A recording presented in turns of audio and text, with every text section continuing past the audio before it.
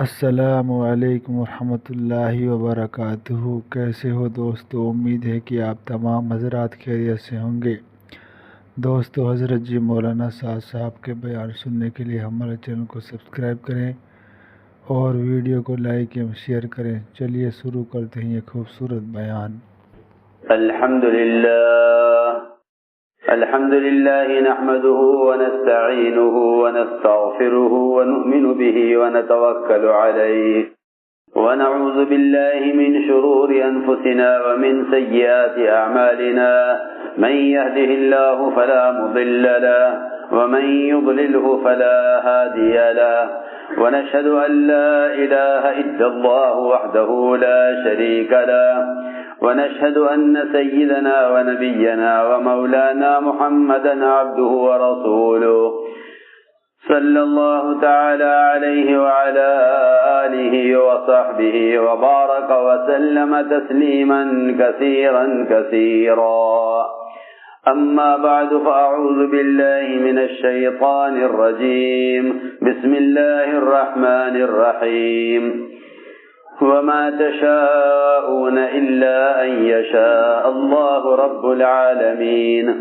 وقال عليه الصلاة والسلام: مثل المؤمن والإيمان كمثل فرس في آخيته يحول ثم يرجع إلى آخيته، أو كما قال عليه الصلاة والسلام.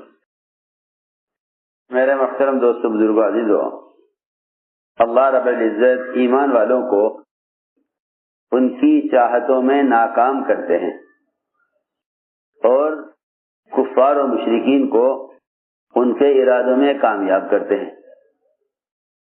کفار و مشرکین کو ان کے ارادوں میں کامیاب کر دیتے ہیں اور مسلمان کو اس کے ارادوں میں ناکام کرتے ہیں۔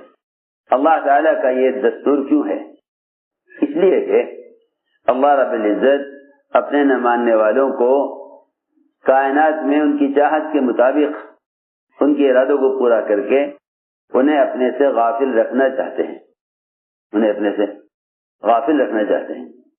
اس لیے اللہ رب العزت نے اطمینان کافروں کے لیے اسباب میں رکھا ہے، اطمینان کافروں کے لیے اسباب میں رکھا ہے، اور مومن کے لیے اللہ رب العزت نے اطمینان اپنی یاد اور اعمال میں رکھا ہے۔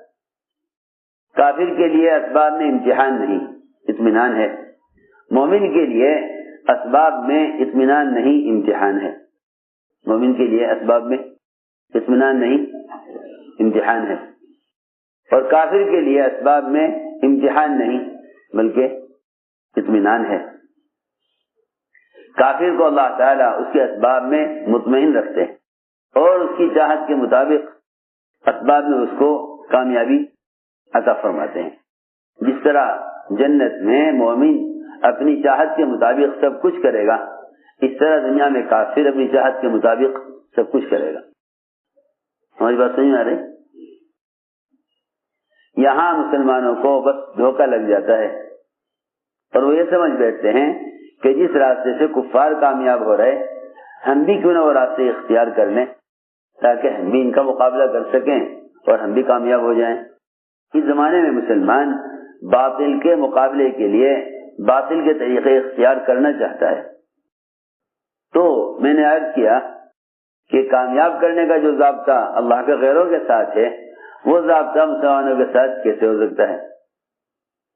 تو اللہ رب العزت مسلمانوں کو ان کے ارادوں میں ناکام فرماتے ہیں اپنی یاد دلانے کے لیے، اور کفار کو ان کے اسباب میں مطمئن رکھتے ہیں اور کامیاب کرتے ہیں اپنی یاد سے غافل کرنے کے لیے۔ کہ مشرک کو کسی کام میں اگر ناکامی آئے گی تو وہ اس ناکامی میں اپنی ذات میں اس ناکامی کے اسباب تلاش نہیں کرے گا۔ ہماری بات توجہ چاہتی ہے۔ جب مشرک کسی ارادے میں ناکام ہوگا تو وہ اس ناکامی کو اپنی ذات میں تلاش نہیں کرے گا، وہ ناکامی کو اسباب میں تلاش کرے گا۔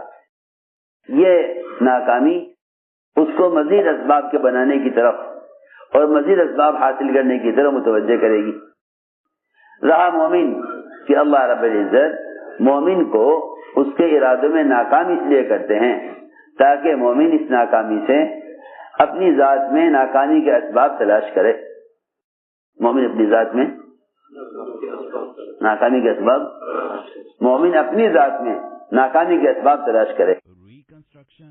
مومن اپنی ذات میں ناکامی کے اسباب تلاش کرے.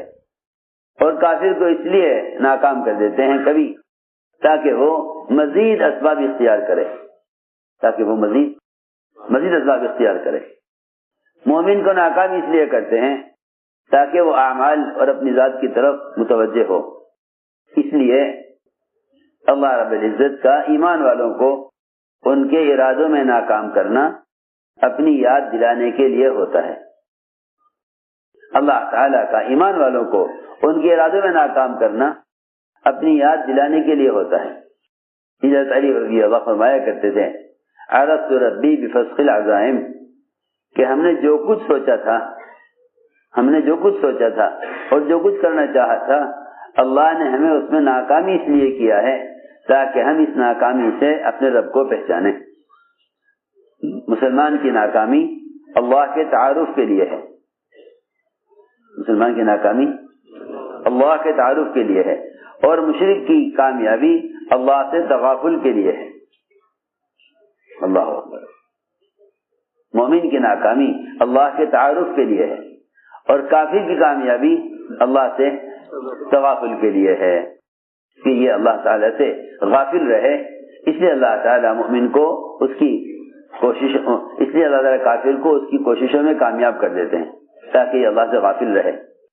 لیکن مومن کو ناکام اس لیے کرتے ہیں تاکہ وہ اس ناکامی سے اللہ کو پہچانے. ایسا فرماتے ہیں عرفت ربی بفسخ العزائم میں نے پہچانا اپنے رب کو اپنے ارادوں میں ناکام ہو کر.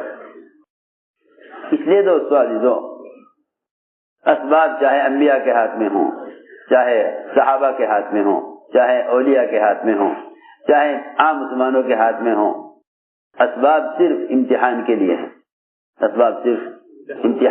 ہیں. انبیاء علیہ السلام جن کو اللہ رب العزت نے اسباب راضی ہو کر دیے ہیں, انبیاء علیہ السلام جن کو اللہ نے اسباب راضی ہو کر دیے ہیں, اللہ تعالیٰ ان اسباب میں بھی یہ دیکھنا چاہتے ہیں کہ نبی ہمیں اس میں کتنا یاد رکھتے ہیں. سنو تو صحیح ایک بات عجیب. وحی ایک ایسی چیز ہے جو صرف نبی پر آتی ہے. وحی ایسی چیز ہے جو صرف نبی پر آتی ہے. وحی ایک ایسی چیز ہے جو صرف نبی پر آتی ہے, غیر نبی پر وحی نہیں آتی. حضور اکرم صلی اللہ علیہ وسلم سے یہ سوال کیا گیا کہ یہ بتائیے اصحاب کہف کون تھے, ذوالقرنین کون تھے, روح کیا ہے؟ اگر آپ نے ان 3 سوالوں کا جواب دے دیا تو ہم مان لیں گے کہ آپ اللہ کے نبی ہیں اور آپ پر آسمان سے وحی آتی ہے. ہمارے سوال کا جواب دیں. آپ کو اس سوال کا جواب معلوم نہیں تھا. آپ نے دل میں یہی خیال کیا کہ وحی کے ذریعے سے اللہ تعالیٰ سے پوچھ کر بتا دوں گا. ارے سنو تو صحیح, بہت توجہ سے آتی ہے ہماری بات. میں نے عرض کیا کہ وحی ایک ایسا سلسلہ ہے جو صرف نبی کے لیے ہے. آسمان سے تازہ خبریں, تازہ علم آسمان سے آئے تو سوال کیا گیا اس کا جواب دیں. آپ کو اس کا جواب معلوم نہیں تھا. آپ نے فرمایا کہ میں اس کا جواب کل دے دوں گا.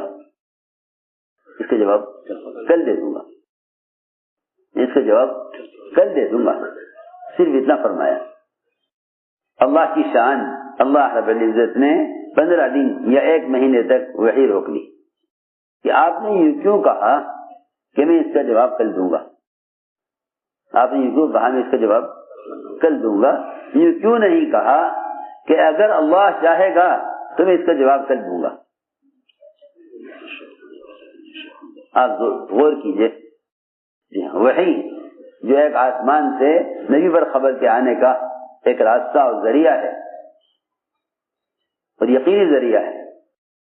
آپ نے اس سوال کے جواب کے دینے میں اپنے ارادے کو ہمارے ارادے پر موقوف کیوں نہیں کیا؟ اللہ تعالیٰ کو یہ بات پسند نہیں کہ نبی یہ کہیں کہ میں یہ کر دوں گا. سوچو تو صحیح. ہم صبح سے شام تک بولتے ہیں ڈاکٹر یہ کریں گے، حکام یوں کریں گے.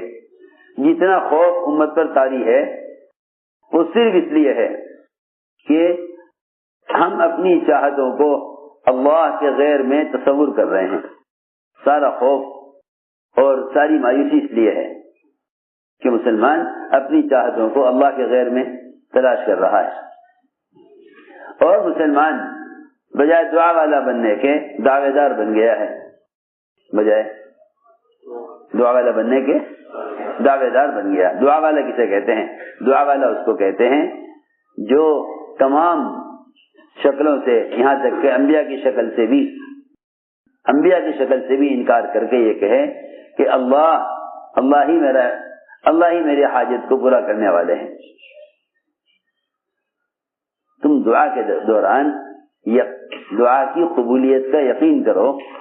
اس کا مطلب ہی یہی ہے کہ تمہیں دعا کے دوران کسی سبب کا خیال نہ آئے. دعا کے دوران کسی سبب کا خیال نہ آئے. جس سبب کا بھی تم نے دعا میں خیال کر لیا، جس سبب کا بھی تم نے دعا میں، میری بات توجہ چاہتی ہے، جس سبب کا بھی تم نے دعا میں خیال کر لیا، تم نے اللہ کی قدرت کو اس سبب کا پابند کر دیا. دیکھو میری بات توجہ چاہتی ہے، جس سبب کا بھی تم نے دعا میں خیال کر لیا، تم نے اللہ کی قدرت کو اس سبب کا پابند کر دیا. اے اللہ اس شکل سے تو یہ کر دے، اس شکل سے تو یہ کر دے.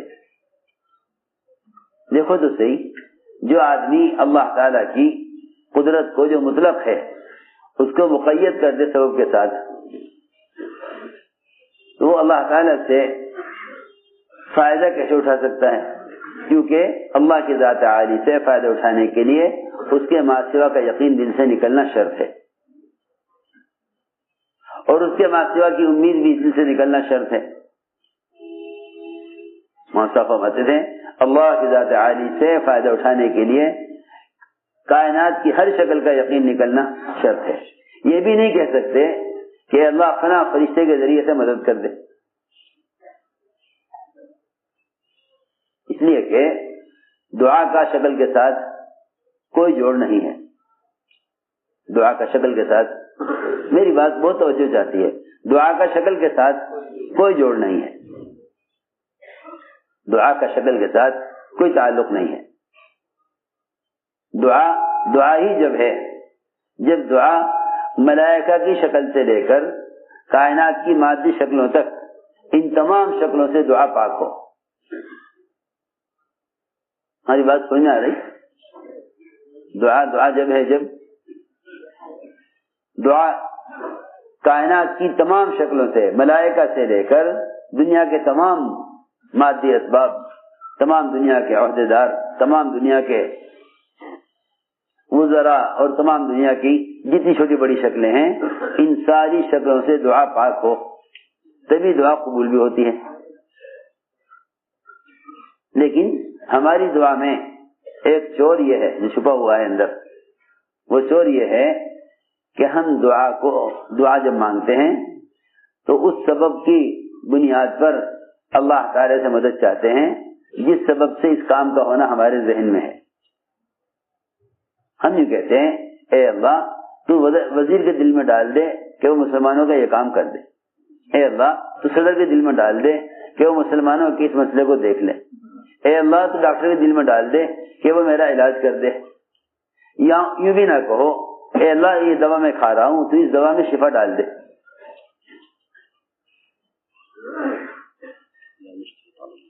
میں یہ دوا کھا رہا ہوں تو اس میں شفا ڈال دے. ہائے وہ اللہ کیا جو تمہیں شفا دینے کے لیے تمہارے دوا کھانے پر موقوف ہو. سیدھی بات، تم یہ کہو اے اللہ تو مجھے اپنے حکم سے شفا دے دے، اپنے حکم سے شفا دے دے. یہ کہنے کا مطلب یہ نہیں کہ دوا استعمال نہ کرو. یہ کہنے کا مطلب یہ نہیں کہ دوا استعمال نہ کرو. دوا کا استعمال کرنے پر تو اللہ نے انبیاء کو، صحابہ کو، سب کو مجبور کر دیا. سنو تو صحیح بھی کیا کہہ رہا. دوا اور اسباب کے استعمال پر تو اللہ نے انبیاء اور صحابہ اولیاء سب کو مجبور کر دیا. کیوں؟ اس لیے مجبور کر دیا تاکہ وہ سبب میں ڈال کر دیکھیں کہ جب میں اپنی قدرت سے کامیاب کروں تو تمہارا خیال میرے کرنے کی طرف آتا ہے یا سبب سے ہونے کی طرف جاتا ہے. بھائی اتنی سی بات ہے, اتنی سی بات ہے. اگر اسباب میں نہ ڈالتے مسلمان کو اور انبیاء کو اور صحابہ کو, پھر تو یہ کہنا کوئی کمال نہیں تھا کہ اللہ کرنے والے ہیں. ہم تمہیں اسباب میں ڈالیں پھر تم یہ کہو اسباب سے نہیں ہوتا, تب تو کمال ہے. اور اگر اسباب ہی نہ ہو پھر آدمی یہ کہ اللہ سے ہوتا ہے تو کوئی کمال نہیں. یہی وجہ ہے کہ ملائکہ کا اور فرشتوں کا ایمان سب سے زیادہ تعجب خیز اور افضل ایمان نہیں ہے. کیوں؟ اس لیے کہ ایک تو وہ سبب کی زنجیروں سے آزاد ہیں. ایک تو ملائکہ اسباب کی قید سے آزاد ہیں, ایک تو ملائکہ اسباب کی قید سے آزاد ہیں. دوسری بات یہ ہے کہ ملائکہ سارا غیبی نظام اپنی آنکھوں سے دیکھ رہے ہیں. امتحان جو رکھا وہ رکھا ہے اللہ تعالیٰ نے انبیاء کا, اولیاء کا, صحابہ کا. میں عرض کر رہا تھا کہ جب مسلمان دعا کرے, دعا میں اللہ تعالی سے حفاظت کو بھی کسی سبب کے ذریعے سے نہ مانگے, بلکہ مسلم دعا ہے اللہم اکفناہم بما شئت, اللہم اکفناہم بما شئت, اے اللہ تو جس طرح چاہے حفاظت کر. بیماری ہے, خوف ہے, دشمن حکام کا غلبہ ہے, کچھ بھی ہے, مسنون دعا کہیں یہ نہیں ملے گا کہ اللہ فلاں فرشتے کے ذریعے مدد کر. وہ تو ملائکہ اللہ تعالی سے خود تقاضا کرتے ہیں کہ تو ہمیں اس مومن بندے کی خدمت کا موقع دے دے. اللہ اکبر. ملائکہ ایمان والوں کے غلام ہیں, ملائکہ ایمان والوں کے غلام ہیں. اللہ تعالی نے ایسے مضبوط اسباب دیے تھے مسلمانوں کو, بشرط یہ کہ مسلمان ان مضبوط اسباب کو بھی اللہ کے اپنے درمیان ذریعہ نہ سمجھے. یوں نہ کہو فرشتے کے ذریعے مدد کر دے, یوں کہو اے اللہ تو براہ راست مدد کر. اللہ کو اختیار ہے کہ وہ تمہاری مدد کے لیے کسی بھی سبب کو اختیار نہ کرے, استعمال نہ کرے, کسی سبب کو استعمال نہ کرے. جبرائیل علیہ السلام کا ابراہیم علیہ السلام کو آگ سے بچانے کے لیے آنا یہ بطور مدد کے نہیں تھا, یہ بطور مدد کے نہیں تھا, یہ بطور امتحان کے تھا. ہم دیکھنا چاہتے ہیں کہ ابراہیم آگ سے بچنے کے لیے جبرائیل سے مدد طلب کرتے ہیں یا نہیں, اور اگر جبرائیل اب خود مدد پیش کریں تو ابراہیم جبرائیل کی مدد کو قبول کرتے ہیں یا انکار کرتے ہیں.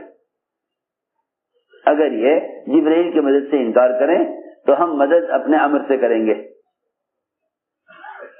ہم مدد اپنے حکم سے کریں گے. اور اگر یہ کہیں کہ جبرائیل مدد کر دیں تو میرے دوستوں عزیزوں, انبیاء علیہ السلام کبھی بھی کہیں بھی اللہ تعالیٰ سے برائے ملائکہ بھی مدد نہیں چاہتے. ابراہیم علیہ السلام نے صاف انکار کر دیا, اما الیک فلا, ہمیں آپ کی حاجت نہیں ہے. تو ہم نے عرض کیا کہ جو اسباب انبیاء کو دیے جاتے ہیں وہ اسباب بھی امتحان کے لیے ہیں. ہم دیکھنا چاہتے ہیں کہ تم اس سبب میں ہمیں کتنا یاد رکھتے ہو, سبب میں ہمیں کتنا یاد رکھتے ہو. کیونکہ اسباب دو قسم کے ہیں, اسباب دو قسم کے ہیں. ایک اسباب زینت ہیں, ایک اسباب زینت ہیں, ایک اسباب تجارت ہیں. اسباب زینت اور اسباب تجارت. دو قسم کے اسباب ہیں دنیا میں، اسباب زینت اور اسباب تجارت. دو قسم کے اسباب ہیں. دونوں اسباب میں اللہ رب العزت نے انبیاء اور صحابہ کو آزمایا ہے. اسباب زینت، اسباب تجارت، یعنی وہ اسباب جو انسان استعمال کرتا ہے فخر و زینت کے لیے، یا وہ اسباب جو انسان استعمال کرتا ہے اپنی معاش اور ضرورت کے لیے. دو قسم کے اسباب ہیں، ایک اسباب معاش ہے، ایک اسباب زینت ہیں. سلیمان علیہ السلام کو اللہ رب العزت نے اسباب میں آزمایا. صحابہ کو بھی اللہ تعالی نے اسباب معاش میں آزمایا، اسباب زینت میں بھی آزمایا. اسباب زینت میں بھی اللہ نے آزمایا کہ ہم انہیں اسباب زینت دے کر دیکھتے ہیں یہ ہمیں کتنا یاد رکھتے ہیں. ایسے گھوڑے جو ہوا میں اڑتے تھے، پانی میں تیرتے تھے اور راستوں پر دوڑتے تھے، ایسے قوی گھوڑے جو سواری کو لے کر ہوا میں ایسے اڑ جائیں. سلیمان علیہ السلام ان گھوڑوں پر ہاتھ پھیر رہے تھے اور ان کی خوبصورتی اور ان کا یہ کمال دیکھ رہے تھے. اس لیے فرمایا کہ کسی بھی چیز کو اگر دیکھو تو اللہ کی یاد کے بغیر دیکھنا نقصان ہے، اللہ کی یاد کے بغیر دیکھنے میں نقصان ہے. اگر کسی بھی چیز کو دیکھو اور اللہ کے تصور کے بغیر دیکھو تو وہی چیز اللہ کی یاد سے غافل کر دے گی. جتنا مسلمان غافل ہے نا اعمال سے، فرائض سے، اللہ کی یاد سے، وہ صرف دنیا کی زینت کی وجہ سے غافل ہے. اسی اللہ نے فرمایا کہ ہم نے دنیا کو مزین کیا ہی اس لیے ہے تاکہ ہم دیکھیں تمہیں اچھا عمل کس کا ہے. انا جعلنا ما علی الارض زینۃ لها لنبلوهم ایہم احسن عملا. ہم دیکھنا چاہتے ہیں تمہیں اچھا عمل کس کا ہے. سلیمان علیہ السلام ان گھوڑوں کے دیکھنے میں مشغول ہو گئے اور اتنا دیکھ کر تعجب کر رہے تھے. اس میں سورج غروب ہو گیا اور عصر کی نماز قضا ہو گئی. اسباب زینت اس امتحان کے لیے ہیں کہ تم ہمیں کتنا یاد رکھتے ہو. سورج غروب ہو گیا، عصر کی نماز قضا ہو گئی، مگر انہیں عصر کی نماز کے قضا ہونے کا اتنا غم تھا کہ انہوں نے سب سے پہلے اس چیز کو ختم کیا، اس چیز کو پہلے ختم کیا جس چیز نے عصر کی نماز سے غافل کیا. سوچو تو صحیح، میں کچھ کہنا چاہتا ہوں. ہمارا سب کا حال یہ ہے کہ جن اسباب کی وجہ سے اعمال ضائع ہوتے ہیں ہم ان اسباب کو اور بڑھاتے ہیں، ان اسباب کو اور بڑھاتے ہیں. سلیمان علیہ السلام نے پہلا کام یہ کیا کہ جس سبب نے عمل سے غافل کیا پہلے اس سبب کو ختم کیا. پہلے سب کو ہٹاؤ جس سبب نے نماز بھلا دی. لے کر تلوار سارے گھوڑے کاٹ ڈالے اور اس کی ایک نسل بھی اور ایک اسنے کا ایک بھی باقی نہ چھوڑا کہ اگر یہ باقی رہ گیا تو اس کی نسل آگے بڑھے گی، اس کی نسل آگے بڑھے گی. سب کو کاٹ دیا. حالانکہ بہت نادر و نایاب گھوڑے تھے، سب کو کاٹ ڈالا. اس کاٹنے پر ہی اللہ تعالی نے سورج کو واپس نکال دیا کہ بھائی سورج واپس لاؤ، میرے بندے سلیمان کو اثر پڑنی ہے. سوچو ہم ایک سبب کے لیے ایک عمل کو ضائع کریں گے، پھر اللہ تعالیٰ اس سبب کو ضائع کریں گے تو اگلا سبب دو اعمال ضائع کرائے گا. وہ یوں کہیں گے کہ فلاں سبب کی کمی سے ناکامی ہوئی ہے، لہذا ایک سبب نہیں 4 سبب لاؤ، پھر کامیابی ہو جائے گی. جس سبب کے لیے عمل کو ضائع کرتے رہو گے اللہ رب العزت مزید اسباب میں مسلمان کو الجھا دیں گے. مسلمان کو مزید اسلام میں الجھا دیں گے. ہم نے عرض کیا کہ ایک امتحان تو یہ کہ گھوڑے دیکھنے میں مشغول ہوئے، اثر قضا ہو گئی. ادھر صحابی باغ معاش کے لیے ہے. میں نے عرض کیا تھا کہ دو قسم کے اسباب ہوتے ہیں، ایک اسباب زینت، ایک اسباب معاش. اسباب معاش میں عام طور سے انصار کاشتکار تھے، عام طور سے انصار کاشتکار تھے. باغ میں نفلیں پڑھ رہے تھے، اور ظاہر بات ہے کہ صحابی باغ میں نفلیں ہی پڑھ سکتے ہیں. وہ تو جانتے تھے کہ فرض نماز مسجد میں ادا نہ کرنا یہ سخت وعید اور بڑی محرومی کی بات ہے. نفل نماز میں اچانک نظر پڑی، ایک انگور کے خوشے سے ایک پرندہ انگور کھا رہا تھا. اس پرندے کی خوبصورتی اور اس کا انگور کے خوشے سے لٹک کر انگور کھانا وہ ایسا اچھا لگا. لوگ یہ کہہ کر مناظر دیکھتے ہیں کہ دیکھو یہ اللہ کی قدرت، اللہ کی قدرت. ہاں کہ اللہ تعالیٰ کی قدرت اللہ کو یاد رکھنے کے لیے ہے، اللہ کو یاد رکھنے کے لیے ہے. جو اللہ کی قدرت کو دیکھ کر اللہ کو بھول جاوے،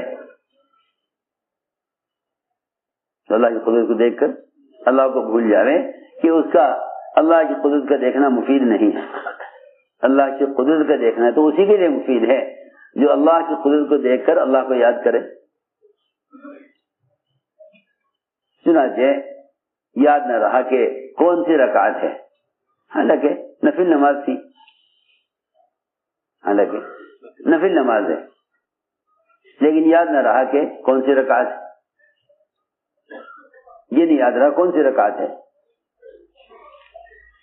صرف نفل نماز میں خلل پیدا ہونے کی وجہ سے پورا باغ جس پر گزارا تھا، جو معاش کے لیے تھا، جس پر گزارا تھا، جو معاش کے لیے تھا، جو آمدنی کا واحد ذریعہ تھا، وہ پورا باغ 50,000 کا فوراً چھوڑ دیا.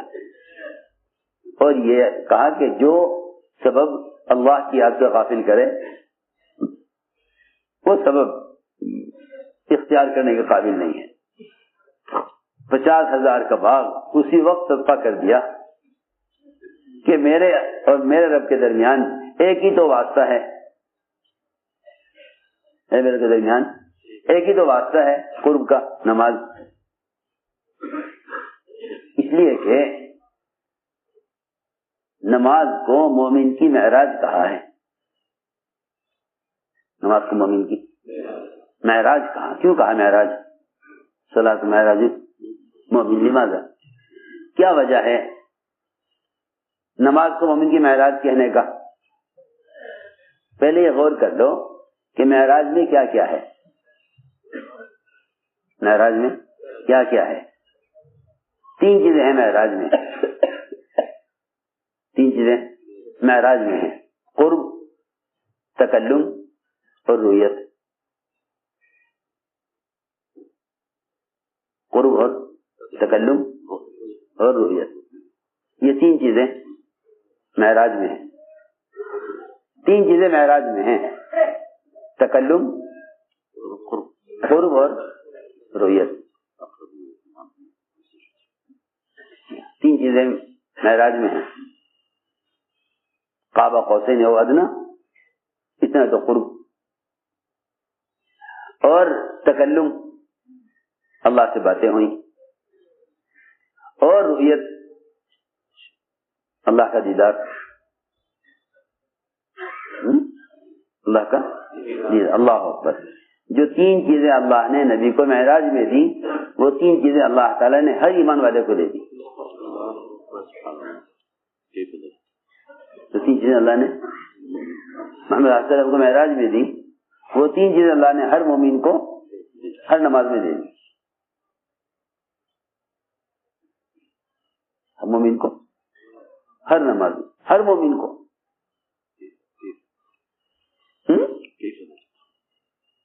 ہر مومن کو اللہ نے نماز میں وہ تینوں چیزیں دی ہوئی ہیں جو 3 چیزیں اللہ نے نبی کو معراج میں دی.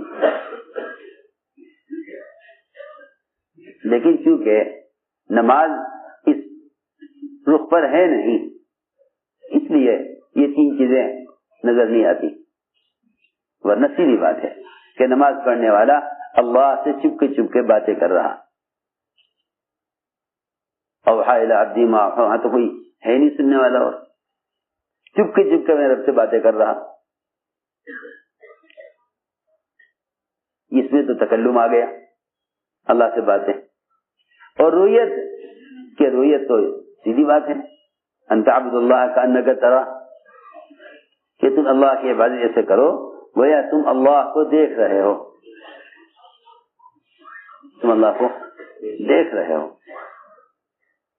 اور یہ صرف نماز کے لیے نہیں، عبداللہ بن عمر رضی اللہ عنہما طواف کر رہے تھے، عبداللہ بن عمر طواف کر رہے تھے، طواف کے دوران آج کل تو آپ دیکھیں گے حرمین میں کس قدر عبادت پر غفلت غالب ہے،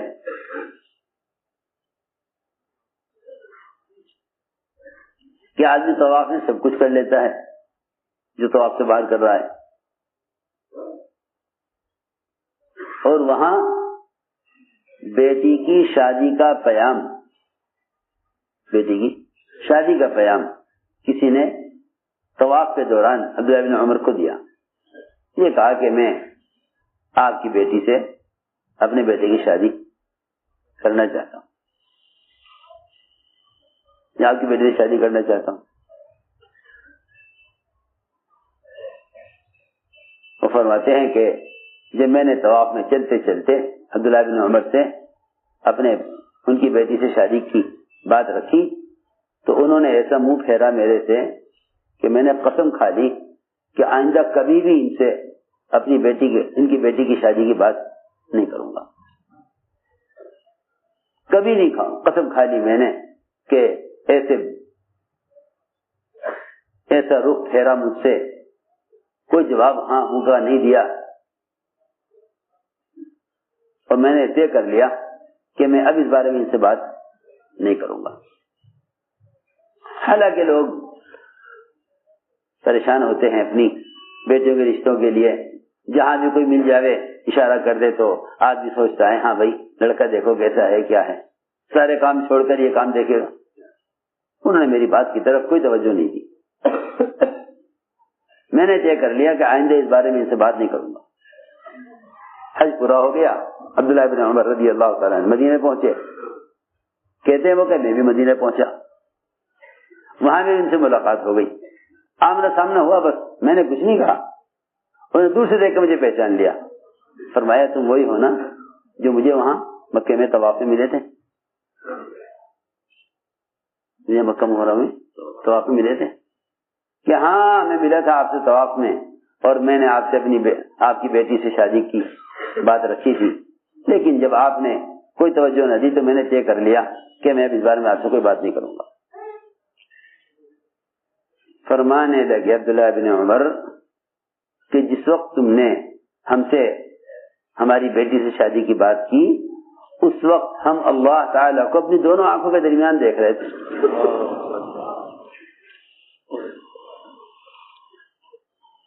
یہ ہے بات، اللہ تعالیٰ کو کہاں؟ دونوں آنکھوں کے درمیان اللہ کو دیکھ رہے تھے۔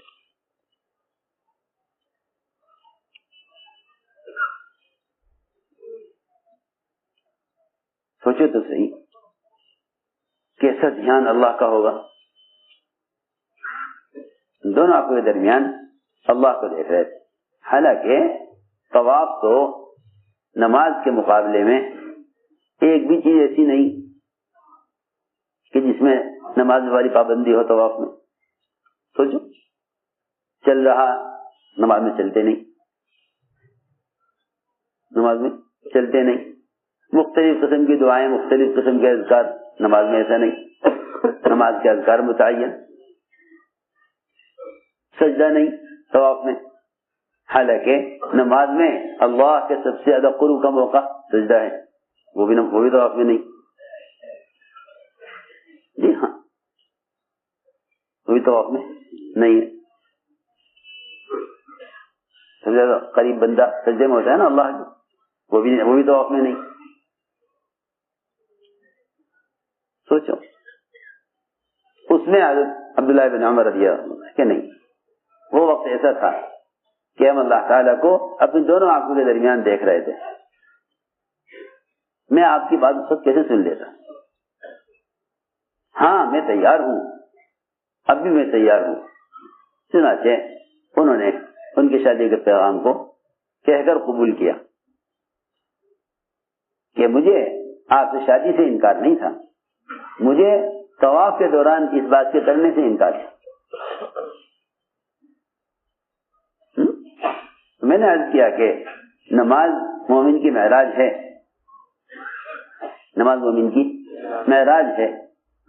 رویت اس میں کہ اللہ کو دیکھ رہے، تکلم اس میں کہ اللہ سے باتیں کر رہے، قرب اس میں قرب اس میں کہ سجدے میں بندہ اللہ کے سب سے زیادہ قریب ہے.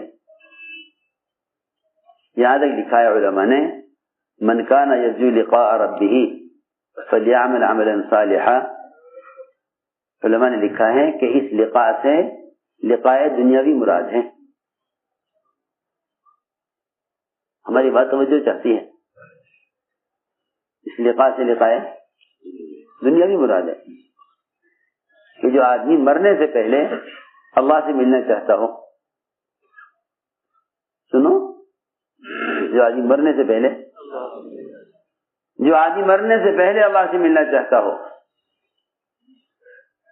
جو آدمی مرنے سے پہلے اللہ سے ملنا چاہتا ہو،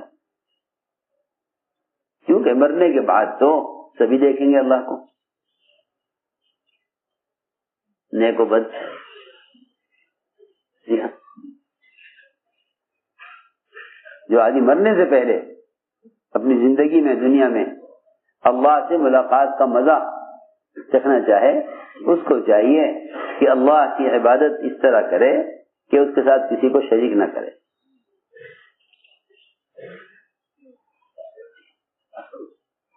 تو جس درجے کا عمل میں اخلاص اور احسان ہوگا نا، جس درجے کا احسان ہوگا، اتنا ہی اللہ تعالیٰ کی ملاقات اور اللہ تعالیٰ کے لقاء کو محسوس کرے گا. تو اس میں نے عرض کیا تھا کہ جو اسباب معاش کے تھے صحابہ کرام کے، وہ ان کو اللہ کی یاد سے غافل نہیں کرتے تھے. اور اگر نفل میں بھی پرندے کے انگور کھانے کا منظر ایسا اچھا لگے کہ اسے دیکھتے ہی نماز رکعتیں بھول جائیں، حالانکہ ظن غالب پر عمل کر لیتے کہ بھئی اگر 3 رکعت کا گمان ہے تو 1 رکعت اور پڑھ لیتے، 4 رکعت کا گمان ہے تو سلام پھیر دیتے. کہتے ہیں کہ بھئی جس طرف آدمی کا نماز پڑھنے والے کا گمان غالب ہے اس طرح عمل کر لیں.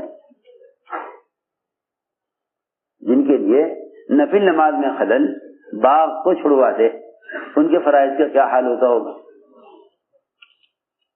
فرائض کا کیا معیار ہوگا؟ جو نفل کے لیے باغ کو چھوڑ دیں، ان کے فرائض کا مقام، ان کے فرائض کی کیفیت کیا ہوتی ہوگی؟ ہم نے عرض کیا کہ اسباب دو لائن کے ہیں، اسباب زینت اور اسباب معاش. دونوں میں امتحان ہے. پھر ایک قسم وہ بھی ہے مسلمانوں کی جو یہ سمجھتے ہیں کہ اگر ہم نے اپنے اسباب کو خیر کے کام میں استعمال کیا، پھر تو اللہ کی مدد یقیناً ہوگی. حالانکہ ایسا نہیں ہے. اگر آپ نے اپنے اسباب کو خیر کے کام میں استعمال کیا تب بھی اللہ چاہیں گے تو کامیاب کریں گے. سلیمان علیہ السلام نے 3 درجے میں یہ کام کیا کہ بھئی اللہ تعالیٰ نے قوت دی ہے، استعداد دی ہے، بیویاں دی ہیں، کیوں نہ ہم اپنی اولاد میں سے اللہ کے دین کے مجاہد تیار کریں؟ کیوں نہ اپنی اولاد میں سے اللہ کے دین کے مجاہد تیار کریں؟ سلیمان علیہ السلام نے اس خیر کے ارادے پر اپنی اولاد میں سے 100 مجاہد گھڑ سوار اللہ کے دین کی محنت کے لیے تیار کرنے کے لیے 100 بیویوں سے صحبت کی. 100 بیویوں سے, ہر بیوی سے ایک مجاہد چاہیے. یہاں تو اس زمانے میں لوگ تمنا کرتے ہیں اتنی بڑی تجارت ہے, اتنا بڑا زمیندارہ ہے, لیکن کیا کروں, اولاد نہیں. علاج, معالجے, کوششیں, دعائیں, لوگ کیا کیا جتن کرتے ہیں اولاد کے لیے. انبیاء علیہ السلام بھی اولاد چاہتے ہیں, لیکن نبیوں کا اولاد چاہنا اس امانت کی حفاظت کے لیے ہوتا ہے جو امانت اللہ کے یہاں سے لے کر آئے, جو امانت اللہ کے یہاں سے لے کر آئے. انی خفت الموالیہ من ورائی, مجھے اندیشہ ہے کہ میرے غلام اور غیر متعلق لوگ وہ کئی امانت کو ضائع نہ کر دیں, تو مجھے اولاد دے جو میرے بعد اس امانت کو سنبھالے.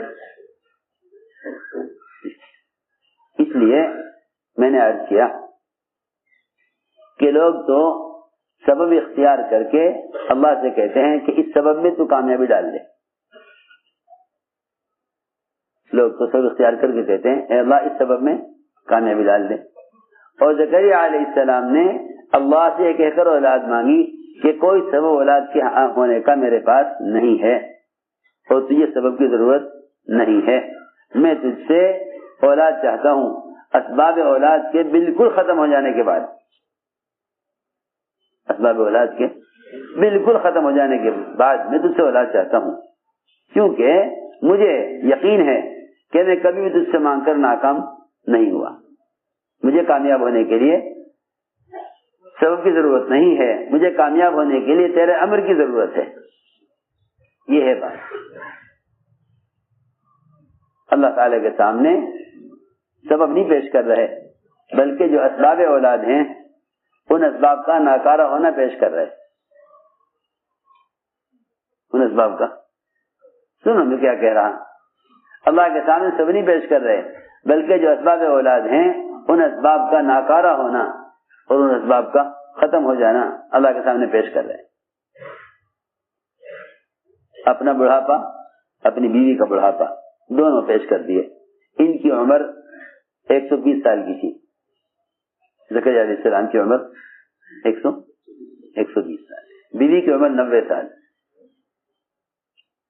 ہڈیاں کھل چکی ہیں اور بیوی میری بانجھ ہو چکی ہے, اس سے اولاد کے ہونے کی کوئی امید نہیں ہے. سبب سے نا امیدی, سبب سے نا امیدی اور سبب سے نا امیدی اور اللہ کی ذات سے امید, اور یہ کہہ کر کہ میں کبھی تجھ سے مانگ کر نامراد نہیں ہوا. اللہ تعالی نے زکریا علیہ السلام کو 120 سال کی عمر میں 90 سال کی بیوی کے ذریعے اولاد دے دی.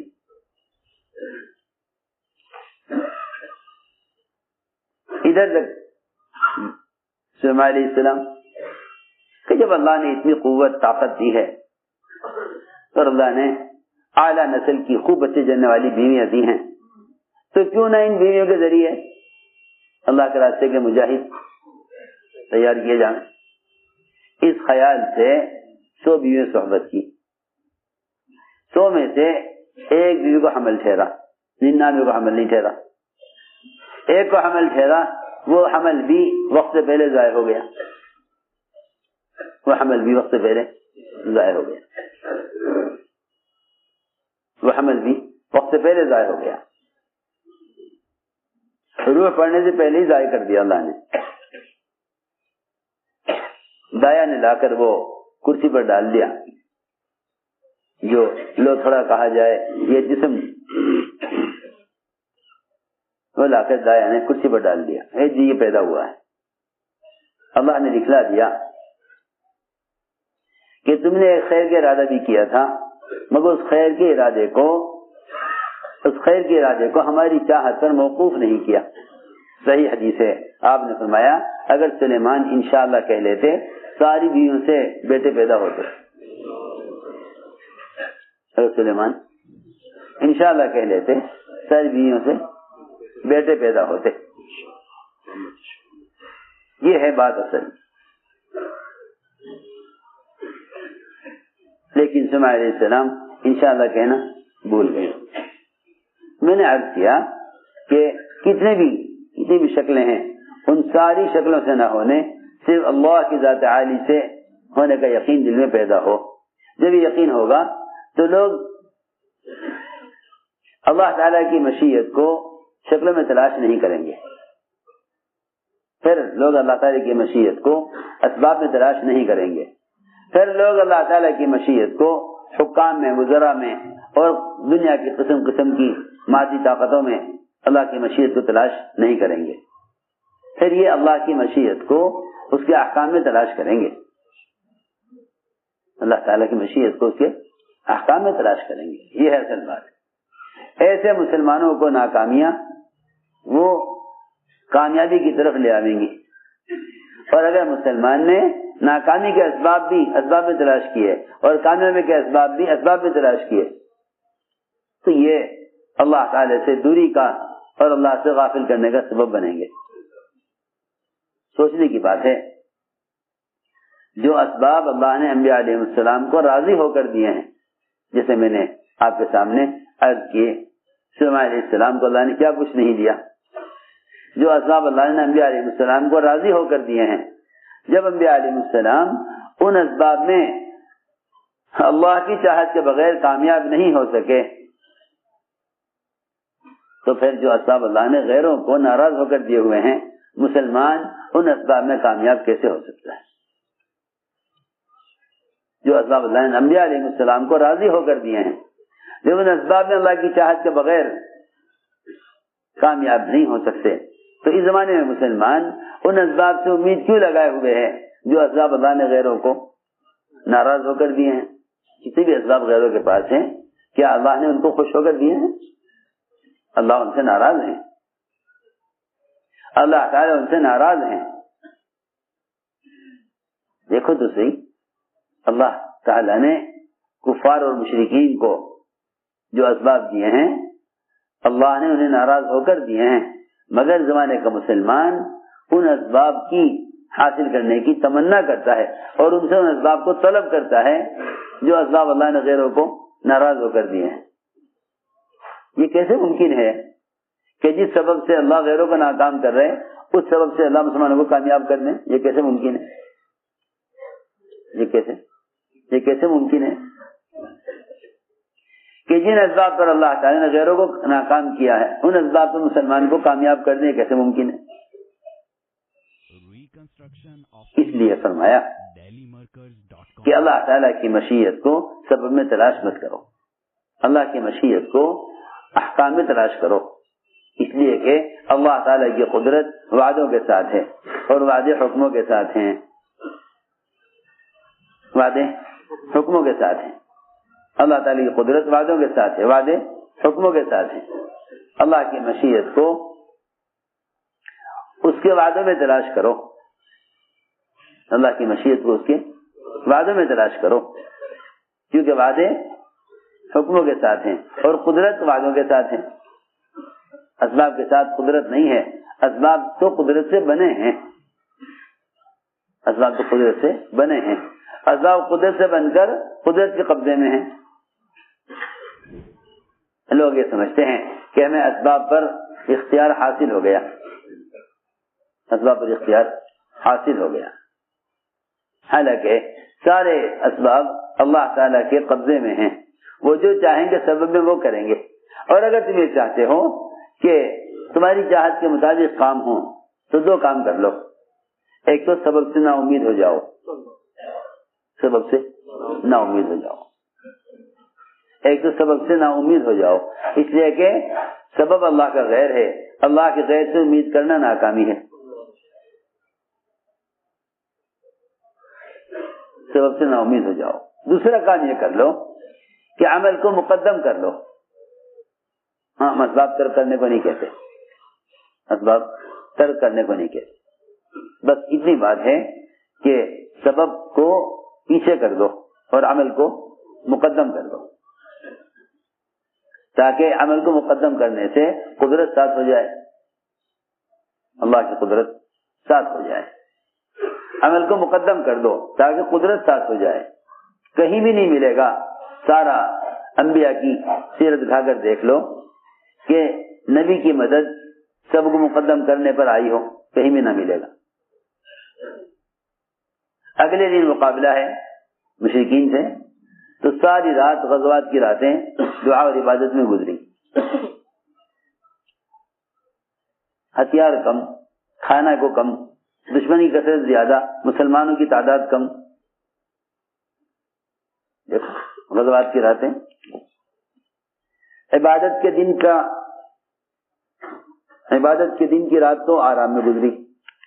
مزدلفہ کی رات جو سب سے شب قدر سے بھی افضل ہے, وہ مزدلفہ کی رات آرام میں گزری, اس میں قیام ثابت نہیں. اور جو غزوات کی راتیں ہیں اس میں آرام ثابت نہیں.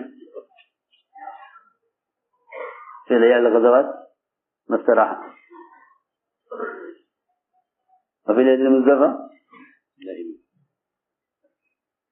مزدلفہ کی رات میں قیام ثابت نہیں, مزدلفہ کی رات میں قیام ثابت نہیں, تہجد. اور غزوات کی راتوں میں آرام ثابت نہیں, کہ ساری رات سجدے میں پڑھ کر آپ نے اگلے دن کی کامیابی کو اللہ تعالی سے طے کرایا. ہماری بس ناکامی کا سبب یہ ہے کہ ہم پہلے اسباب تیار کرتے ہیں, پھر ان اسباب کو اللہ کے سامنے پیش کرتے ہیں, پھر ان اسباب کو آگے بڑھا کر اللہ کی طرف, پھر ہم ان اسباب میں کامیابی کے لیے عمل کرتے ہیں. یہ میری بات توجہ چاہتی ہے. مسلمان پہلے سبب بناتا ہے, پھر اس سبب کی کامیابی کے لیے عمل کرتا ہے. پہلے مسلمان سبب بناتا ہے, پھر اس اسباب میں کامیابی کے لیے عمل کرتا ہے. یہی وجہ ہے کہ لوگ اسباب بنانے کے بعد پوچھتے ہیں کہ جی اس میں کامیابی کے لیے دعا کر دو. پہلے سبب بناتا ہے, پھر سبب میں کامیابی کے لیے عمل کرتا ہے. صلاۃ الحاجہ بھی اس لیے پڑھتے ہیں تاکہ اس سبب سے کامیابی مل جائے. پہلے دکان لگاویں گے, پھر دکان سے آمدنی کے لیے صلاۃ الحاجہ پڑھیں گے. حالانکہ صلاۃ الحاجہ حاجت کی نماز نہیں ہے. کوئی نماز بھی حاجت کے لیے نہیں, کیونکہ نماز خالق کے لیے, حاجت مخلوق ہے. نماز خالق کے لیے ہے نا, اور حاجت مخلوق ہے. صلاۃ الحاجہ ایسا معروف ہو گیا کہ لوگ پوری نماز میں حاجت کو ہی سوچتے رہتے ہیں. حالانکہ صلاۃ الحاجہ حاجت کے لیے نہیں ہے. صلاۃ الحاجہ حاجت کے لیے نہیں ہے. صلاۃ الحاجہ حاجت کے لیے نہیں ہے, بلکہ صلاۃ الگ ہے, حاجت الگ ہے. وہ تو صلاۃ الحاجہ اس لیے کہتے ہیں کہ تم نماز کے ذریعے اللہ تعالیٰ کے قریب آ جاؤ, پھر قریب آ کر اللہ سے اپنی حاجت کہو. جو قریب والوں کی بات سنی جاتی. صلاۃ الحاجہ یعنی وہ نماز جس نماز کے ذریعے تم اللہ کے قریب ہو جاؤ. جب اللہ کے قریب ہو جاؤ گے تو پھر تم اللہ تعالی سے اپنی حاجت کہہ دینا کہ اللہ میری حاجت ہے. ورنہ کوئی حاجت نماز کے لیے, کوئی نماز حاجت کے لیے نہیں ہے. کوئی نماز حاجت کے لیے نہیں ہے, اس لیے کہ ساری حاجتیں مخلوق ہیں. ساری حاجتیں مخلوق ہیں, سب حاجتیں مخلوق ہیں. سب حاجتیں مخلوق, جس شکل میں بھی تغیر ہے وہ مخلوق ہے. جس شکل میں بھی تغیر ہے وہ مخلوق ہے. بیماری کی حالت, صحت کی حالت, بھوک کی حالت, پیٹ بھرے کی حالت, بیمار کی حالت, صحت مند کی حالت, جہاں تک کہ ملائکہ کی حالت بھی مخلوق ہے, اس میں بھی تغیر ہے. ملائکہ میں بھی تغیر ہے. جی ہاں, ملائکہ میں بھی تغیر ہے. ہر مخلوق میں تغیر ہے. ہر مخلوق میں تغیر ہے. جتنا اللہ کا غیر ہے سب میں تغیر ہے. تو میں نے عرض کیا کہ صلاۃ الحاجہ کا مطلب یہ نہیں کہ حاجت کی نماز. حاجت کی نماز نہیں ہے. صلاۃ الاستسقاء کیا مطلب ہے؟ مطلب یہ ہے کہ سب جمع ہو کر اللہ کے سامنے عبادت کریں، پھر سب مل کر اللہ تعالیٰ سے بارش مانگے. سب مل کر اللہ تعالیٰ سے بارش مانگے. یہ تو اللہ کے قرب کے لیے نماز ہے. تو میں نے عرض کیا کہ لوگ پہلے اسباب بناتے ہیں، پھر ان اسباب کو اللہ کے سامنے پیش کرتے ہیں کامیابی لینے کے لیے. کیسے عجیب بات ہے. اے اللہ تو اس سبب میں کامیابی ڈال دے. ایک یہ ہے کہ نہیں، اللہ تعالیٰ کو عمل پیش کرو، اللہ تعالیٰ کو عمل پیش کرو، کیونکہ اس کی مشیت عمل کے ساتھ ہے. اس کی مشیت عمل کے ساتھ ہے. بس یہ آسان بات ہے. اس کی مشیت عمل کے ساتھ ہے. اس کا کامیابی کا چاہنا عمل کے ساتھ ہے. اس کا ناکامی کا چاہنا بدعملی کے ساتھ ہے. اس کا ناکامی چاہنا بدعملی کے ساتھ، اس کا کامیابی چاہنا عمل کے ساتھ ہے. اللہ کو عمل پیش کرو، اللہ کو عمل پیش کرو، کیونکہ عمل کی قوت اللہ کے ہر غیر سے زیادہ قوی ہے. عمل کی قوت اللہ کے ہر غیر سے زیادہ قوی ہے. عمل کی قوت اللہ کے ہر غیر سے زیادہ قوی ہے. خدا کی قسم، ایک عمل کی قوت تمام ملائکہ کی قوت سے زیادہ ہے. ایک عمل کی قوت تمام ملائکہ کی قوت سے زیادہ ہے. ایک عمل کی قوت تمام ملائکہ کی عمل کی قوت سے تمام ملائکہ کی قوت سے زیادہ ہے. حالانکہ ملائکہ ہر وقت عبادت میں، ہر وقت اللہ تعالیٰ کی اطاعت میں، گناہ ان سے کوئی ہوتا نہیں، نافرمانی وہ اللہ کی کرتے نہیں، حکم اللہ کے سارے پورے کرتے ہیں. لیکن ایک عمل کی قوت ملائکہ کی قوت سے کہیں زیادہ ہے. وہ 3 آدمی جو غار میں پھنس گئے تھے اور شیطان نے اوپر سے سرک کر غار کا راستہ ایسا بند کر دیا تھا کہ ان کے نکلنے کا کوئی راستہ نہیں تھا. تینوں نے یہ کہا کہ دیکھو، تم نجات چاہتے ہو تو نجات کا صرف ایک ہی راستہ ہے. نجات کا صرف ایک ہی راستہ ہے. اللہ تعالیٰ کے سامنے وہ اعمال پیش کرو جو اعمال تم نے اللہ کی رضا کے لیے اور مخلوق کے فائدے کے لیے کیے ہیں. میں کیا بتاؤں، اس زمانے میں لوگوں کے اسباب میں برکت اس لیے نہیں ہے. اس زمانے میں لوگوں کے اسباب میں برکت اس لیے نہیں ہے کہ لوگ اسباب اختیار کرتے ہیں دوسروں سے نفع اٹھانے کے لیے. لوگ اسباب اختیار کرتے ہیں دوسروں سے نفع حاصل کرنے کے لیے. ارے سنو تو صحیح، لوگ اسباب اختیار کرتے ہیں دوسروں سے نفع حاصل کرنے کے لیے. مالک ملازم رکھتا ہے ملازم سے فائدہ اٹھانے کے لیے. حکام محکوم اور رعایا سے فائدہ اٹھانے کے لیے دن رات سوچتے ہیں کہ عوام سے ہم کیا فائدہ اٹھانے، عوام سے کیا فائدہ اٹھانے. تاجر اس کوشش میں رہتا ہے کہ گاہک سے کیسے فائدہ اٹھائے. آپ دیکھیں گے ان کے درمیان پوری دنیا میں جتنے بھی اختلافات اور جھگڑے ہیں صرف اس لیے ہیں کہ یہ ہر بڑا چھوٹے سے فائدہ اٹھانا چاہتا ہے. جتنے وکلا ہیں یہ سارے وکلا مظلوم سے فائدہ اٹھانا چاہتے ہیں. حالانکہ وکالت مظلوم کی حمایت کے لیے تھی. لوگوں نے وکالت کو معاش بنا لیا. لوگوں نے وکالت کو کتنا بڑا ظالم ہے، کتنا بڑا ظالم ہے وکیل کہ ایک تو بیچارہ مظلوم. وکالت کا مطلب یہ تھا کہ ظالم سے حصہ لے کر مظلوم کو دینا ہے. تو وکیل یہ کہتا ہے مظلوم سے مجھے کیا ملے گا اگر میں تمہارا حصہ دلوا دیتا ہوں. جی ہاں، ظالم نے 5 لاکھ مظلوم کے مار لیے. وکیل یہ کہے گا کہ تم 1 لاکھ مجھے دے دو، میں تمہارے 5 لاکھ دلوا دوں گا. سوچو تو صحیح. وکالت اس لیے تھی تاکہ ظالم سے لے کر مظلوم کو دیں. لوگوں نے وکالت کو معاش بنا لیا. مظلوم کی مجبوری سے فائدہ اٹھانا وکالت ہے. مظلوم کی مجبوری سے فائدہ اٹھانا وکالت. مظلوم کی مجبوری سے فائدہ اٹھانا وکالت, اور بیمار کی مجبوری سے فائدہ اٹھانا ڈاکٹری. اور کیا ہے؟ بیمار کی مجبوری سے فائدہ اٹھانا ڈاکٹری. جی ہاں, آپ علاج چاہتے ہیں نا, یہ اتنی رقم لے آؤ, ہم علاج کر دیں گے.